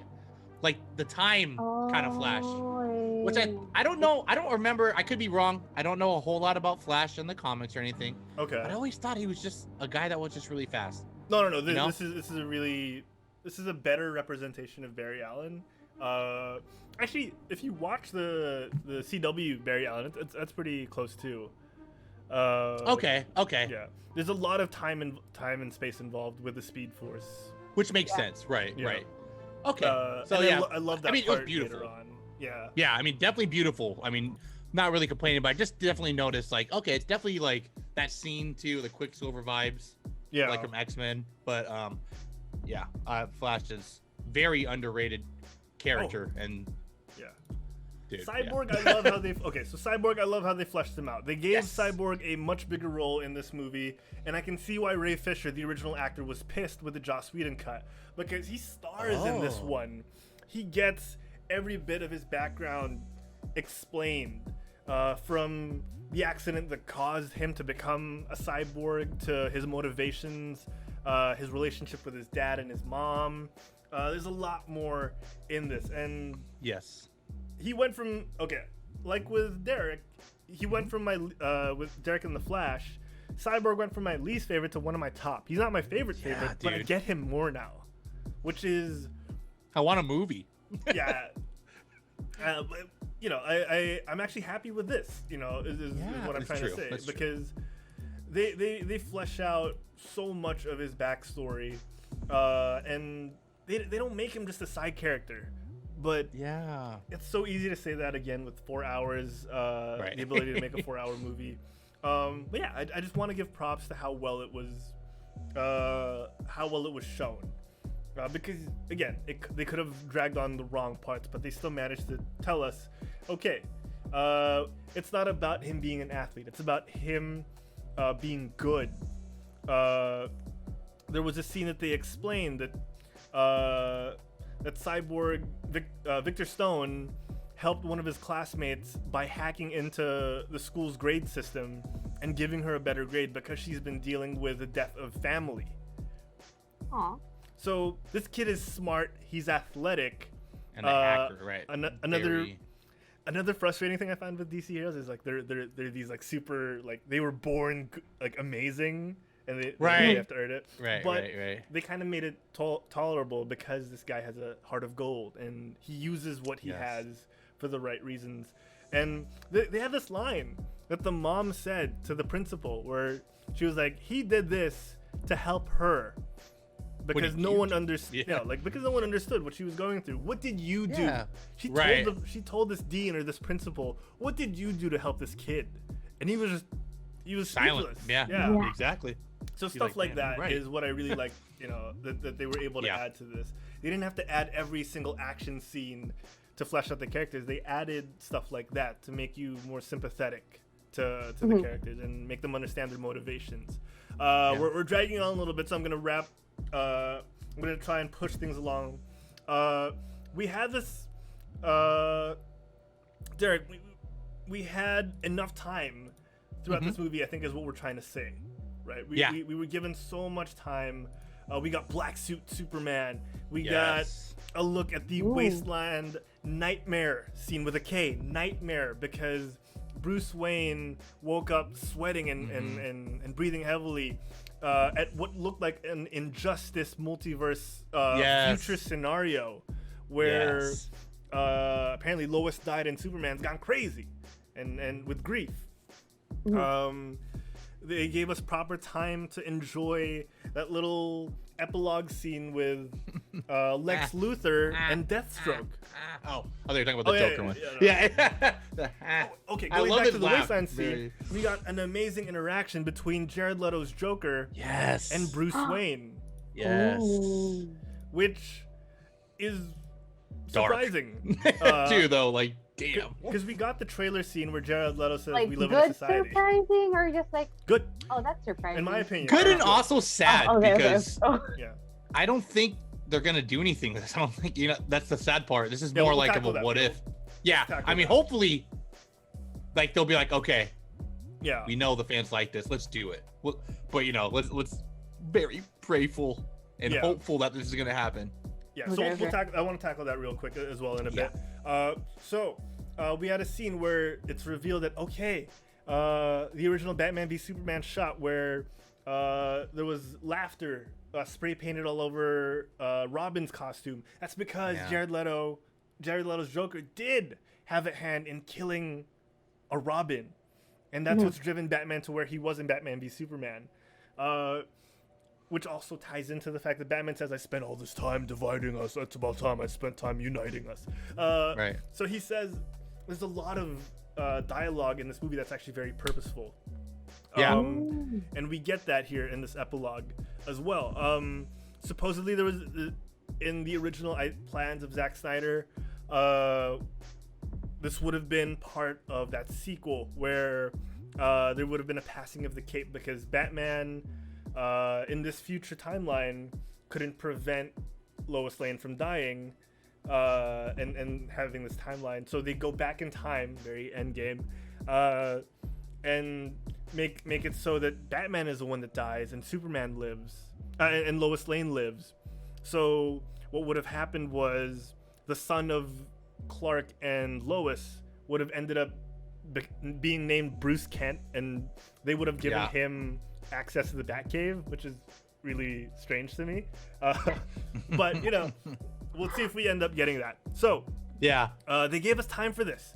You know, they gave us time to see that potential future all in a 4-hour cut, which is a feat on its own. I really enjoyed this movie, again, way more than I thought I would. And, you know, we got a better fight scene with Steppenwolf, that big finale fight scene, Derek. Yes, oh my God. Before the epilogue.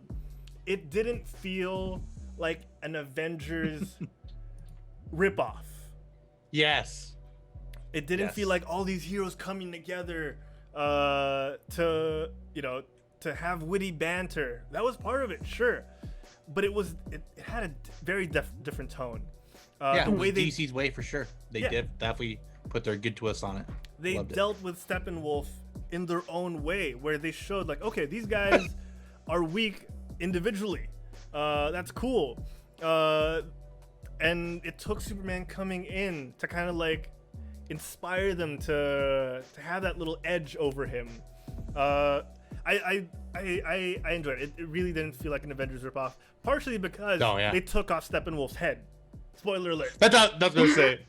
They took a no out of Avengers and actually went for the head this time. Yeah. And just to add, this, speaking of heads, dude, this cut is pretty gory, to be honest. Yeah. Lots of blood, lots of cutting in half, lots of like, I was pretty surprised. Some things like even the head cutting off, and just even Superman was kind of going dark there too. So sometimes you see like, damn, this guy just don't care. He just want to beat this, you know. But I liked it. It was a good tone. It was a fitting tone for how they were trying to win and defeat this guy.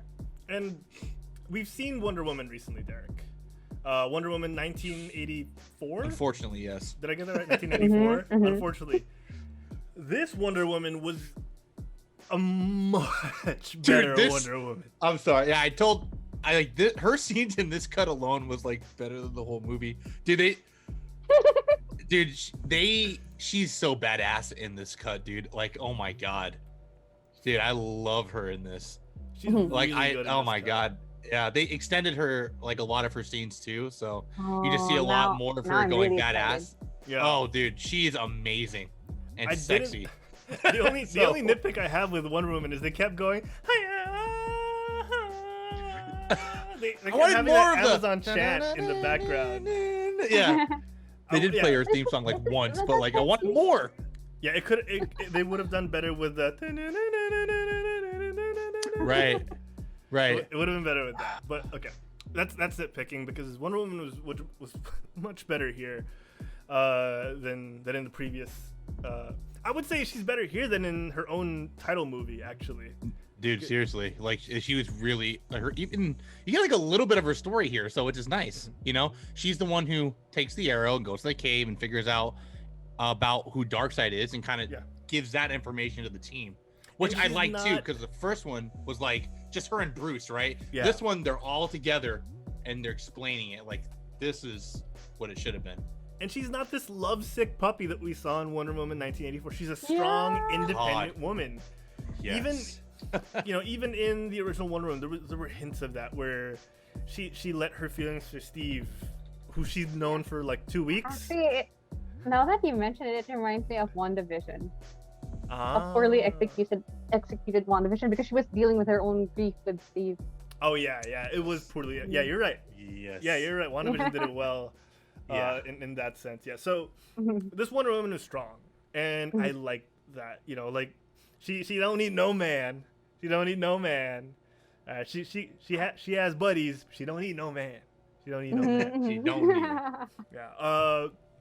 Okay. So all in all, guys, I don't want to dwell on this too long, because we've already spent like an hour talking about it because it's a 4-hour movie. Jeez. Right. I actually want to go to Human Panda in the chat for anything. Go for it, bud. Yeah, he was asking if was this Cyborg's first appearance. In Justice League, yes. This was the first movie that Cyborg came in, but this cut wrote him like we were saying. This is the movie that wrote him perfect. Like, this was the way he was meant to be brought in.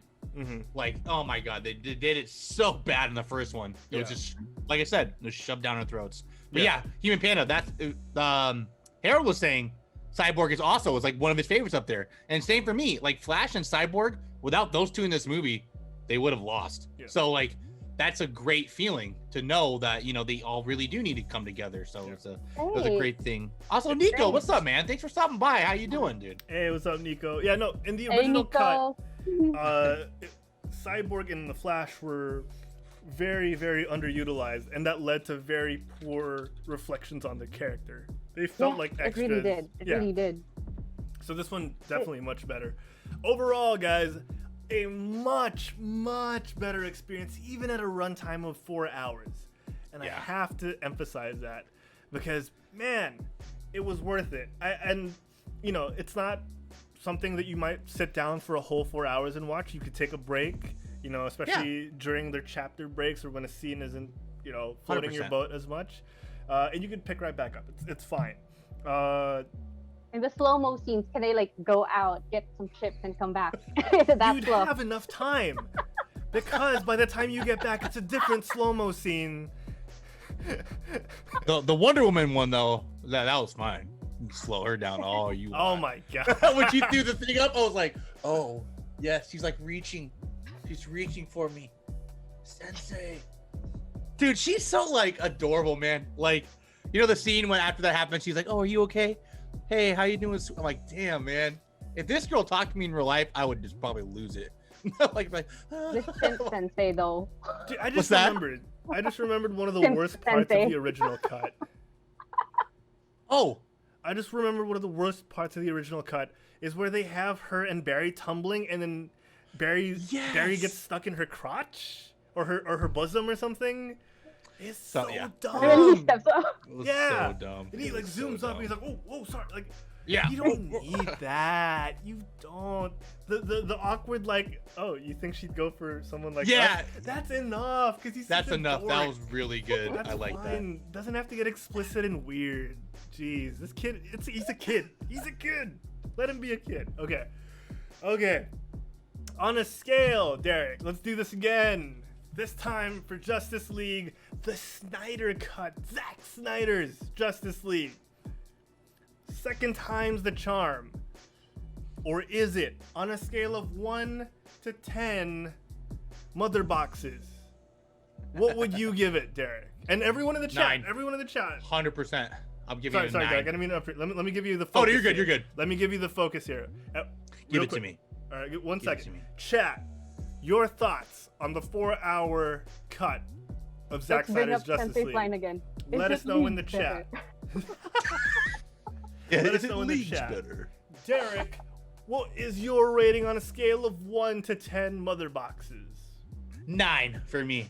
Wow. I loved it, dude. And the main reason why is because the first one was horrible, and the way they rewrote this was beautiful.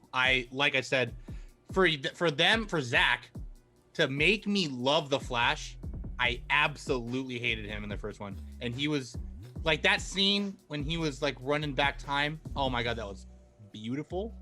Cyborg was amazing. Story. This was a DC movie. Like, this is what it should have been.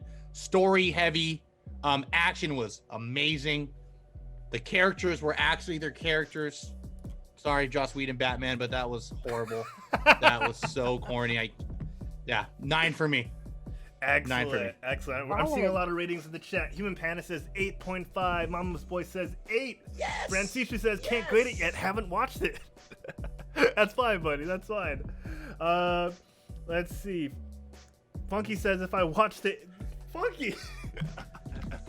No, that's great. Yeah. God damn it. If you get a chance, Funky, watch the stuff we've mentioned on today's show. All right, if I was to give this rating on a scale of 1 to 10 mother boxes, and please let me explain before you react, I would give this a 7.5. Oh. All right, way higher. Fair enough. All right, way higher than the original Justice League. Actually, seeing this would make me want to push the original Justice League rating back down. If I gave it a 6 Actually, before, yeah. I'd give it a 4 now. If I gave it a 4 before, I'd give it a 3, maybe even a 2 now. Because What was the movie, rating Harold? again? Harold, What was what the rating movie? before? I think I What originally gave it a 6 or a 5, I think. Ah. All right. What is this first movie you're talking about? There is no war in Boston. There was no war. What are you talking about? Like, Oh my gosh, that's what I say with the new Star Wars trilogy. What Oh new my Star Wars God. trilogy? Yes. So I would give I know this not of what you speak of. a 7.5 okay, mother okay. boxes because of how much it gave us back. Oh, I thought you were gonna say justice. It did have do been. the franchise justice, right? If I can't say for sure if this was the original cut, if we would say the same thing, because again, we can't unsee what we've already seen. With not just in the movies that have come after and during the original cut, but because of all the stories we've heard in the past.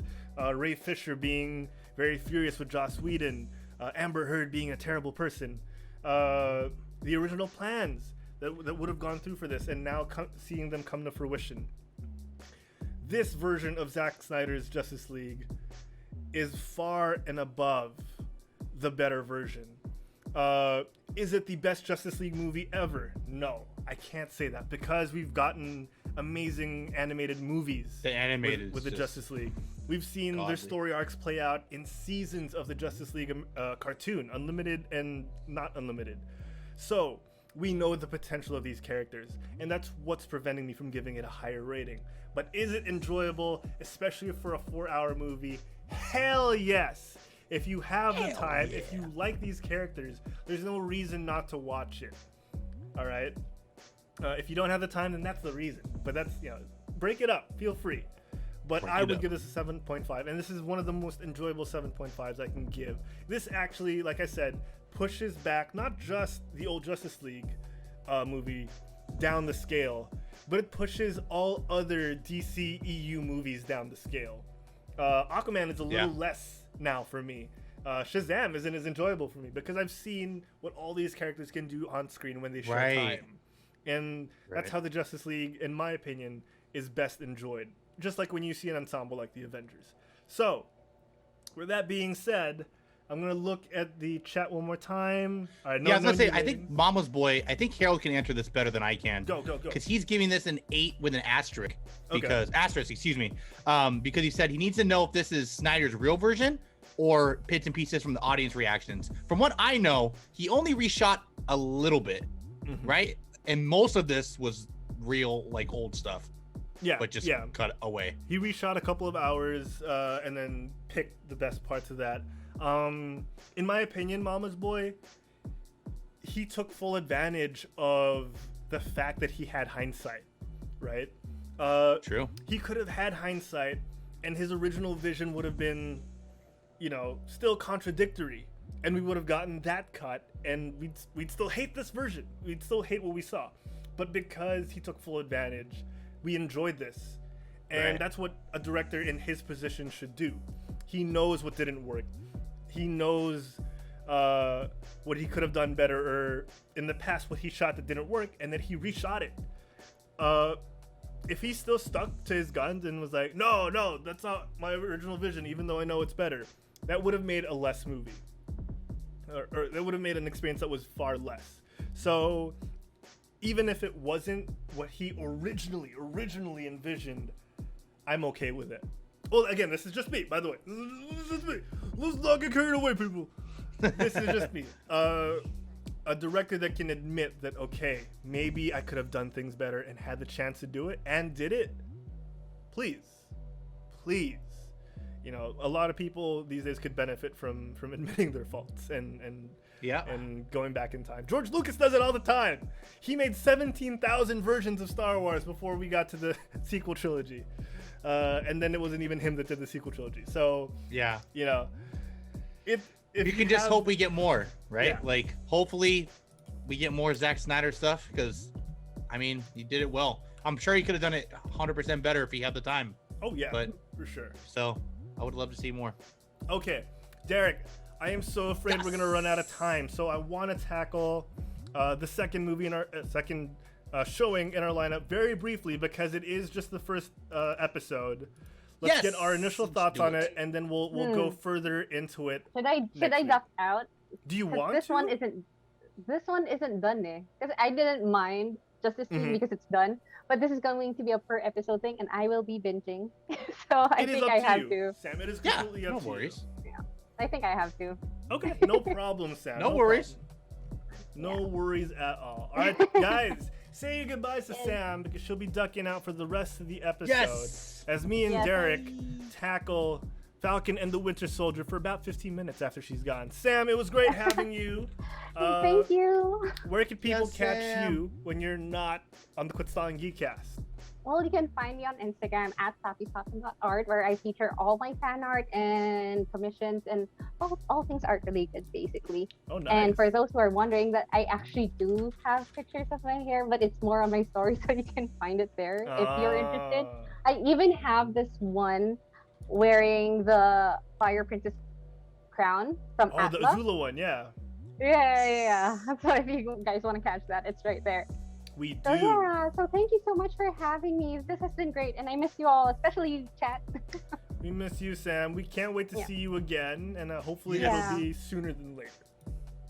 Hopefully. But I hope that by the end of Winter Soldier and Falcon, that I can be with you guys for the finale this time. Oh, hell yeah. That'd be great.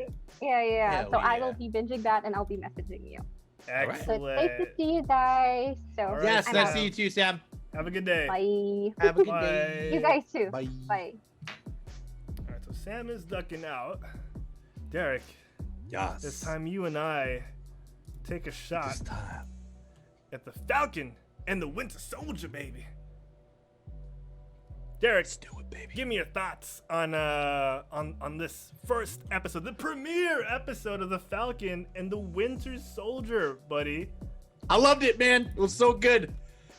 Dude, hot action off the start. Gotta say, very Winter Soldier vibes, Captain America, but just because the same dude was there, right? The villain kind of Batroc the Leaper. Thank you. That guy was there. But also the jumping off the plane, be subtle. Captain America had that boat mission that had to be subtle. But then anyways, dude, they start off right away with Falcon really well. The action was amazing. A great episode to have at the start. It wasn't like WandaVision, which was slower at the start. Not bad, but this is also more my taste. Like right into it. Things are going on. I love it. And they split it perfectly with Bucky and with Sam. So they did a really good job with telling their stories. You kind of feel for Bucky. You see Bucky going through these changes in his life, and he's trying to make amends, which is hilarious and adorable, by the way. Is this the first time we're seeing short-haired Bucky as well, I believe? I think we saw him with short hair in Endgame, right? Endgame, yes, we did. Yeah, okay, you're right. He was the White Wolf, and Infinity War, and then Endgame. Right. Okay. So the Bucky story was really nice, and then you kind of get a little more into the backstory of Sam, which I also liked. So you have all this action going on, but you also have good storytelling. Sam also gives away the shield, which we can mention later towards the end of our review, to the Smithsonian, because he's, as we all saw in Endgame, it didn't feel like it was his, right? And he can take it, and I get it, man. It's a big mantle to take on from Captain America. Is. I mean, you gotta fill the suit in all places, especially the butt. Oh my God, you gotta have America's ass. Yeah, you gotta have America's ass, man, or it ain't gonna work out. But I really enjoyed it. Sad that there's only 6 episodes for this show. But seeing this first one, a good 50 minutes, you get a good idea of who the big baddie is going to be, how the direction's going to go, and they did a really good job for me on the first episode. Excellent. I'm glad you feel that way, because I feel similar. I feel similarly. Yes. Derek. How do we feel about this, my Dude, man? I also love that Batroc is back. All right, Batrock's back. All right. So, GSP, George Rush St. Pierre, reprising his role as Batroc the Leaper. I like this because recurring lower tier characters, whether they be villains or civilians or heroes, it serves the MCU well. Like when we saw Kat Dennings back, Jimmy Woo as well, back in WandaVision. It was great. It really ties the whole world together, even with, and they didn't make it feel small. When you could do that without making the universe feel like, oh, everyone knows everyone, right? Like Star Wars kind of failed at that because the galaxy's supposed to be enormous, but you end up seeing, familiar faces all too often, which, they can work on better. But in a world like this, it serves the purpose well. One thing that threw me off, Derek, I don't know if this got you too. Sam is not holding back, man. This man right here is not afraid to straight up murder people. For real. I don't know, I think we just saw it. He threw that guy out of a flying plane. No parachute. Like, settle my butt, dude. Like, you subtly did not murder everybody. Like, goddamn, dude. Like, even in the air when that dude was flying, he like threw him against a rock. I'm like, oh god, gosh. that guy is dead for sure. Do you think that's what Steve meant when he was like, we kind of need a Captain America for today?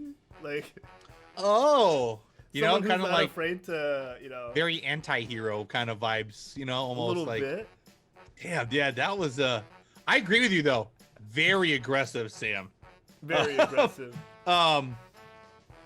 Jeez. Yeah, definitely. I'm pretty sure almost everybody there died except Batroc. Marco. Yeah, Batroc. Yeah, dude. Pretty sure everyone's dead. One nice little note here I want to point out. These, I think they're called LAF people. Yes, LAF. They're wearing Hydra henchman yellow stripes. So that might be hints at Hydra still being around in smaller sects. Dude, Bucky said that, right? Did he go? Yeah, he did. When he was the flashback, he's like, "Hail Hydra." I actually really like long hair Bucky, but it's okay. It's all good. But I still get looks sexy, you. I get you though. I too enjoyed long hair Bucky, but yeah, I love the Bucky that we're getting right now. Yeah, for sure. I love his dynamic with that waitress or that server at the sushi place. Right. Little fiction there. She's coming off a little strong, but I like it. Yeah, a little tough girl. I like it. It's good for Bucky, right? Okay. Since we're on Bucky, Derek, Bucky's guilt, man. We're seeing a Marvel version of My Name Is Earl. I got that from Alex from Angry Joe Show. He's ticking off his list, right, of wrongs that he wants to right. Yeah. And initially, we see a scene where there's some random Asian kid. I was like, oh, is this Amadeus Cho? Is this gonna play into the future?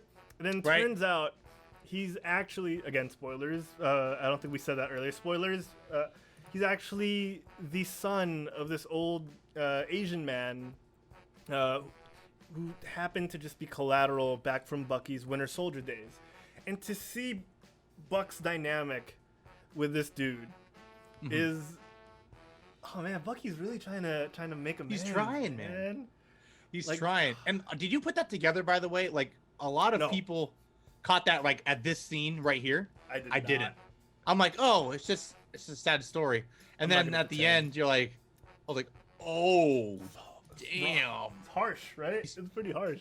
And it's hard, and it all goes back, to why he's having these nightmares. He can't find the way to tell him. And he, this guy is such a loving dude. You see it in this short episode alone. You're like, man, this guy just has a lot of heart. And dude, that would be very tough to say, hey, I'm sorry, I killed your son. I didn't mean to, How do you? How do you? Yeah, exactly. Like, I mean, sadly, he's just gonna have to go out and say it. I think that's the only way he really can. Like, hey, you know, I was brainwashed at the time. There's no easy way to say this, but that's how it happened, man. I'm sorry. It's so hard, dude. It's so hard, and the fact that it looks like Bucky struggled for maybe weeks now. Yeah, dude. He's actually forged a bond with this old dude, and that's just making it harder for him, right? Yeah. He's getting to know this guy, and it's making it harder.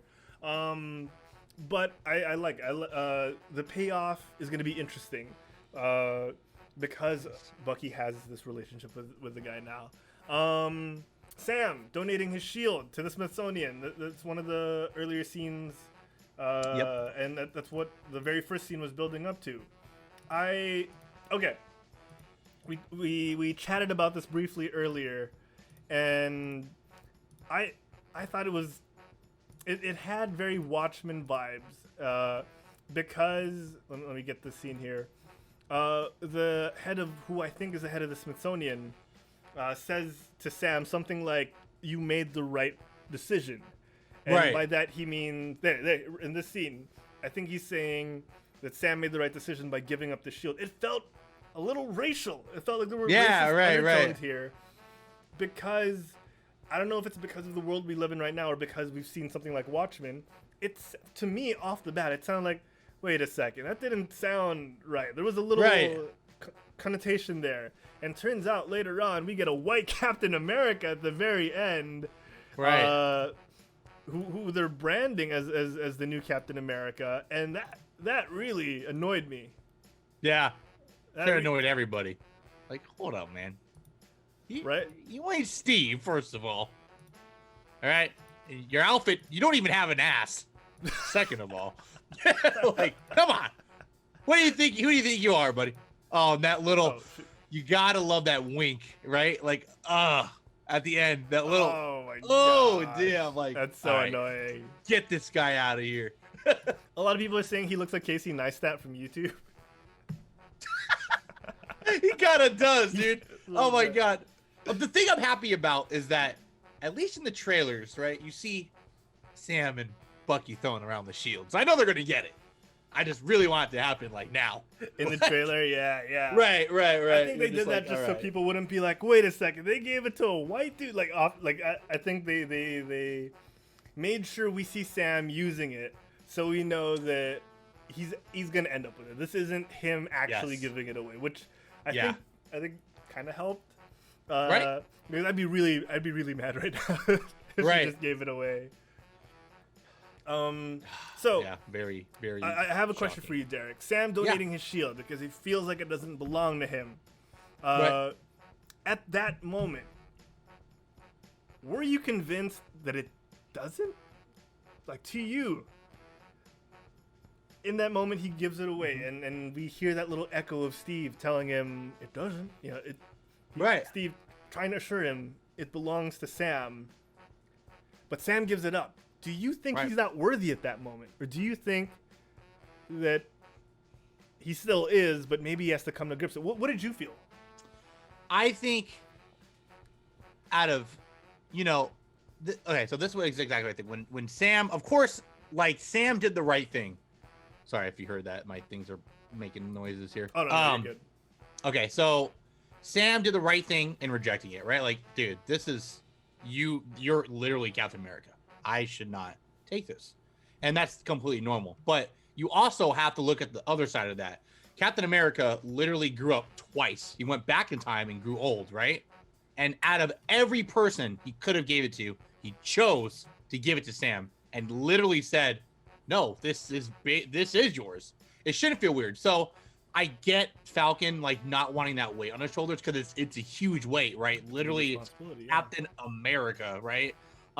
Aside from everything, and plus with all the stuff that happened, like the blip, the Civil War afterwards, everybody knows that Captain America was not on the Accord side of that fact, right? Yeah. So it's a lot of things, kind of like what Rhodey was saying. A lot of allies are now enemies. People are splitting up, and they just want someone to fix it. And I feel like Falcon kind of wants to take it up, but also feel he's not worthy.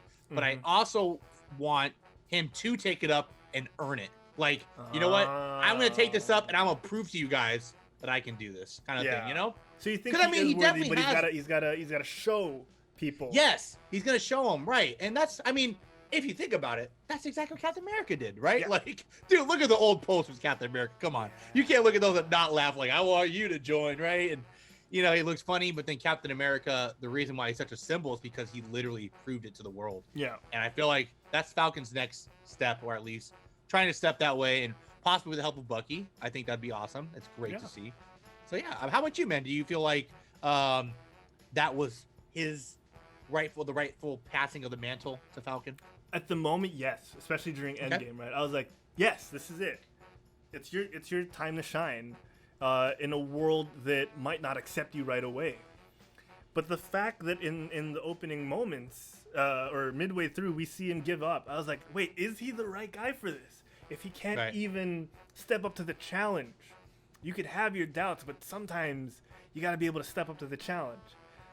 As you know, we know he will eventually, but at that moment, I was like, wait a second, this guy doesn't even want it, right? Like, Right. But you're right, though.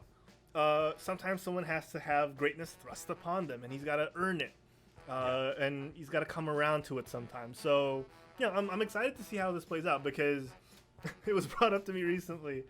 Anthony Mackie's really a hammy actor at times, and he's up until this point, he doesn't have a leading role that really makes him shine. Exactly. You don't think Anthony Mackie, that guy could lead a movie. So I agree, and it's like they're almost like, it seems that they're grooming Spider-Man as the next Iron Man, right? Like the next face. Right, exactly. Yeah. So I see what you mean, and this is a TV show. This is not a movie, right? So I get where you're coming from. So it's like, okay, this is maybe a figurative, maybe a symbolic way for him to be able to step up and fill those boots, huge boots as they are. Because Chris Evans, like a lot of parallels here. You know, Chris Evans, to a lot of people, did not deserve to be Captain America when he was first cast. They were like, that's the Human Torch. He's ridiculous. Why would he be Captain America? We see him on screen, jacked as he is. You know, the emotional core was there. Him as an actor proved, especially during the Avengers movie, this guy is my Captain America. Right. Exactly. So there's got to be, hopefully, there's going to be that transition as well where people start getting used to it. Yes, this guy's over a 10 years actor. earned that. Yeah, for sure. This guy's a serious actor. He's the new Captain America, and hopefully people pick up on that. We'll see. Overall, I will add on to that though, and will say that I'm not too familiar with Falcon 2 and like history of comics wise. I don't know if he uses the shield down the line, because I know eventually Captain America does stop, but that would totally be cool if he's trying to make his, like, maybe also Sam wants to be Captain America, but like in his own right. Like, don't let the shield represent him, like, for some reason in the outfit, you know what I mean? Maybe that's the type of I mean, I did like that line, like, you know, his shield was in the ice for 75 years and we were good, but it was a different time, I agree. But it does make a point, like, maybe like Rhodey was saying, we need a new hero, like exactly. So maybe he wants to do his own thing. Maybe have the shield here and there, but maybe at the end of the day, it should just rest with the rightful captain. Okay. I like the symbol though. I want him. Me personally, I want him to take it up. But did he die? I don't remember Captain America like specifically stated he died, right? No, not yet. At least he's just very old, like retired. Part of me was like that old Asian dude, Steve, but with that mask that Black Widow pulls off at the end of Winter Soldier. Like, it was me all along. Yeah, right. Like, wait, did you kill that kid? No, I don't think I did. Yeah. Okay. BMO said there's a reason why the press con for the new Captain America was so small. That's it was really small though. There was like nobody there, dude. BMO also says Anthony Mackie was in Altered Carbon season 2. Ooh. Also in Black Mirrors with the gaming episode. Yeah, Striking Vipers. Yeah. Lots of questions with Mantis too. And what's her name again? It's not Mantis, is it? It's she's also in the Avengers. She's the, I think it's Mantis. I swear that's her name. Pomme Clementif? I think so. Yeah, the girl, right? Yeah, the girl. I'm thinking of the girl that him and. Yeah. Was that her? Was she the character?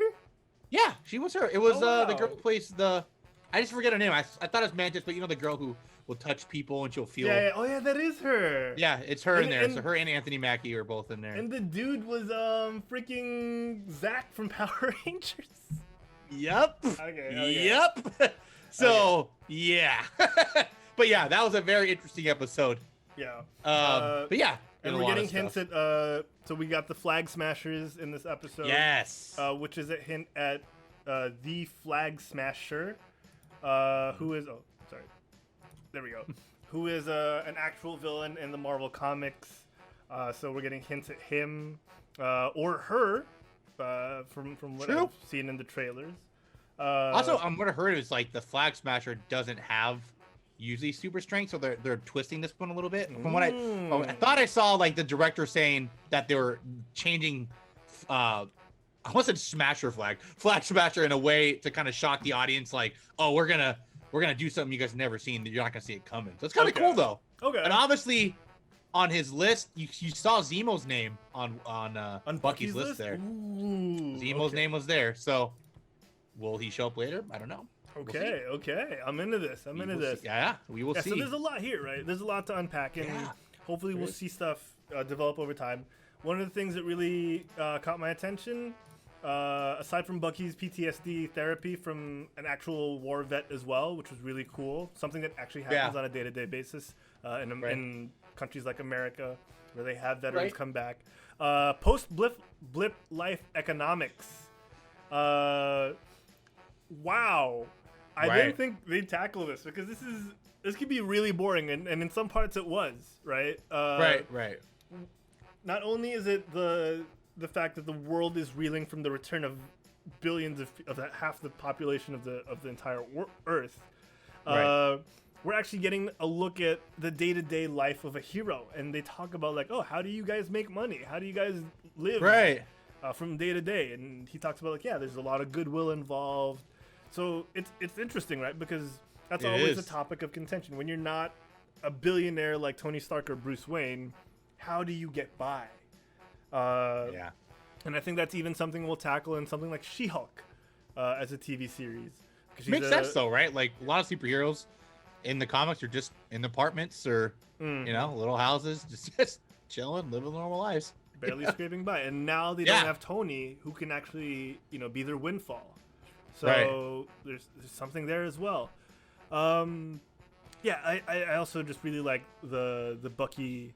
He's gone from war to war for 90 years, being 109 years old. Like they're tackling topics that we talk about as fans. Right.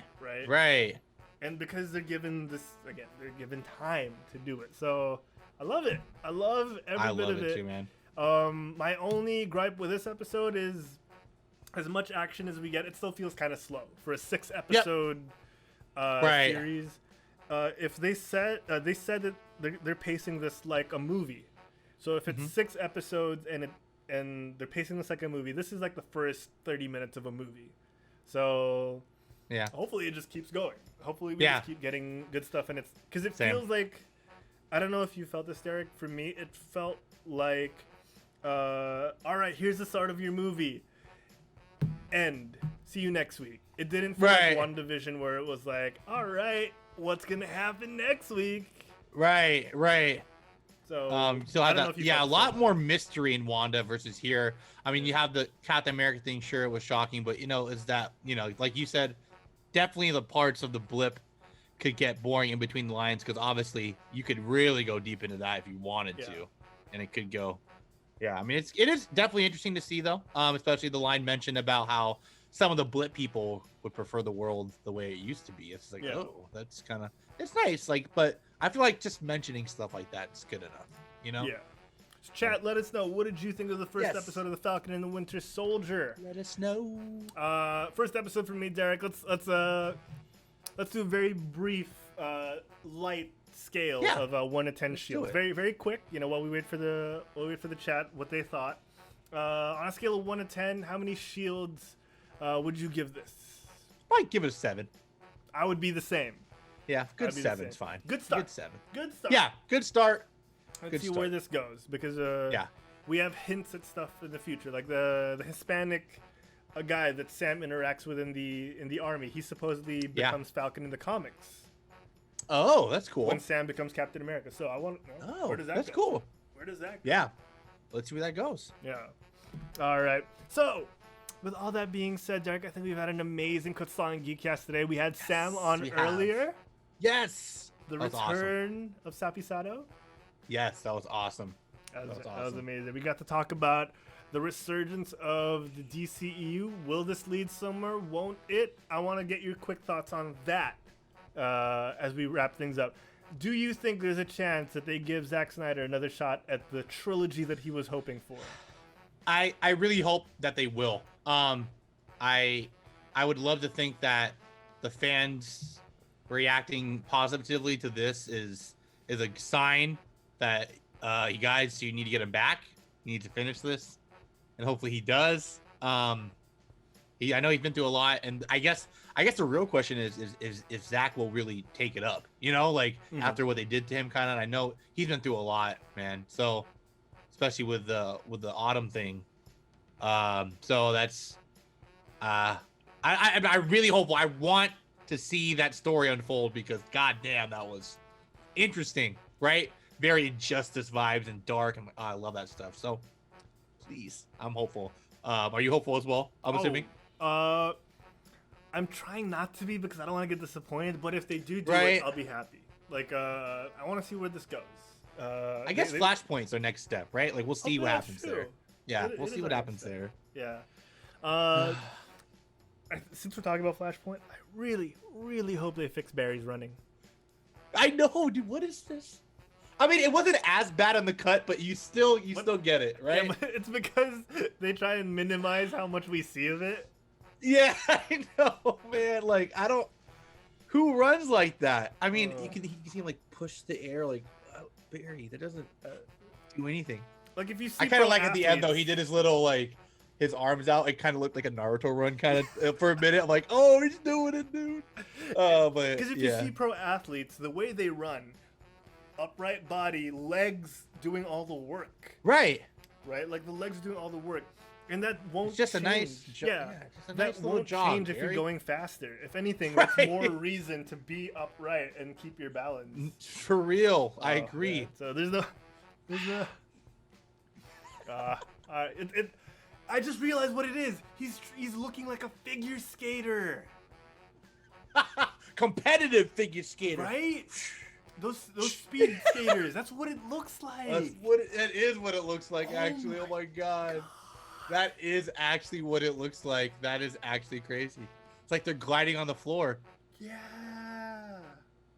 You're right. Dude, he actually, and after seeing that first run scene, right, he kind of slid a little bit, right? With his feet, because it's right out of his shoes. So he didn't have his abrasion suit. So it was like... Is that the science behind it? Like there's no friction? I don't know. I don't want to justify it. Right. All right. But I do like the hints though, like the gorilla sign language. I would love to see a lot of Flash stuff. I would love it. So hopefully we'll see. Oh man, gorilla sign. Yeah, that's a nod to Grodd, right? Yeah, it was a nod to Grodd. Yeah, so I was like, oh, maybe they might be doing some stuff there. They showed a lot of people. Granny Goodness was up there apparently. Yeah. That was her next to Grodd or Dark Side. I feel like Desaad is in Young Justice. I feel like he is. Yeah, he is. Right? Like I'm thinking of like the Xeno stuff and like I feel like Desaad was like there. We saw Kilowog as a corpse.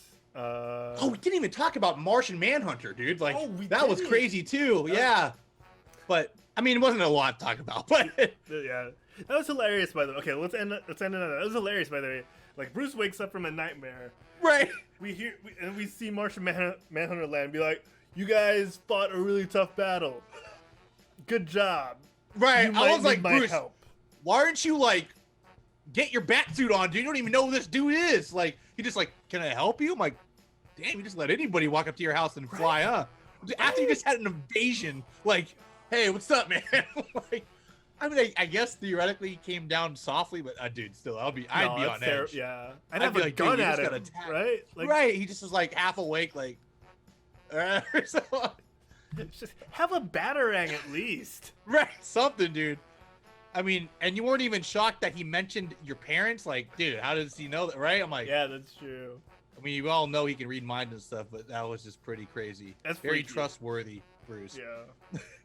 All right. Well, that's it for me and Derek. Yes, guys. We're going to end things now. Yes. It's been an amazing episode, Derek, and we want to thank our most recent followers like Nakoto Awasaki. Nakoto Avoski? Oh, well, that's right. Avoski? Nico. Just call him Nico. Nico, Okay, Nico. thank you. Thank you, Nico, for the follow. Appreciate it, Silverira, man. Lil Smurf, Shika Zutoki, R Blanco or RB Loco, or RBL Loco, Monocraft, Agatha Harkness, Dewman22, Burning Messiah, and Christopher Mack. Thank you to everyone in the chat like BMO, like Nope. We had Archer earlier on, Francishu, Mama's Boy, Human Panda Thank you, again, guys. gifting the subs while giving his own sub. Booty Night, Sam, who was on the show earlier. Thank you, Sam. Who else do we see in chat? Funky was here as well. Yes, Funky. Our buddy Kevin Maddox. Kit Falbo was here. Let's see. If we missed your name, we still appreciate you being around, and thank you for keeping chat going throughout the episode, Thank you, guys. guys. Thank you so much. Derek, where can everyone at home find Quit Stalling?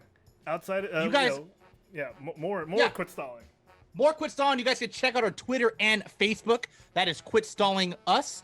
And again, that's on Twitter and Facebook. And of course, we're on YouTube, we're on Instagram, and you know we're here at Quit Stalling. So be sure to check out our stuff, guys. We definitely have other shows, not just the Geekcast, but you have Game Bite, and we have the Taco Cast, couple episodes there. And maybe soon some My Hero reviews, you know? It's going to be sick. Hell yeah. It's gonna be Otaku's dope. gonna get good. Otaku, yes. We're going to go 100% full counting on the reviews there. So it's going to be dope. Hell We're gonna yeah. go crazy. Yeah. Hell yeah. Hell yeah. People can check out the Quit Stalling podcasts on Spotify, Yes. Apple Podcasts, and so much more. Derek, Yes. when they want to find more Sensei, where can they go? You guys can go to my stream down here. You can see it at Sensei Humor. I stream pretty much every day. A lot of Valheim in the mornings, Phasmophobia at night. If you guys like to do that, chat loves to mess with me. I do a lot of app integrations or point integration. You guys can mess with me on screen, see me scream like a little baby. So if you like to see that, you can find me there. That's just here on Twitch at Sensei Humor. So you guys can find me there. And also I have a Twitter, which is at Sensei Humor _ and everything else is just Sensei Humor. But my man Harold, where can the sexy people at home find you though? You can catch me at Herald Plays on Twitter and on Mm-hmm. Instagram. Hit us up on the Discord as well. Links are everywhere. If you go check the show notes on the audio episode, if you look in the description on YouTube, if you're watching live on Twitch, scroll around and look for the buttons we have, and there should be a link there. Or just type !Discord. Let me do it real quick. !Discord in the chat, and you'll see a link there as well. Whether we're live or not. Oh, sorry. Whether we're live on air or not, you should see that there. And that's it from me and Derek, and for Sam as well. This has been an amazing episode. Derek, why don't you take us off air? All right, guys. We thank you guys so much for having me on the show. We appreciate you, everyone. Lurkers in the back, we love you guys too. You guys know where we'll be. Same bat time, same bat channel. So get off your butts and do some justice. We'll see you next week, guys. We'll see you next week, baby!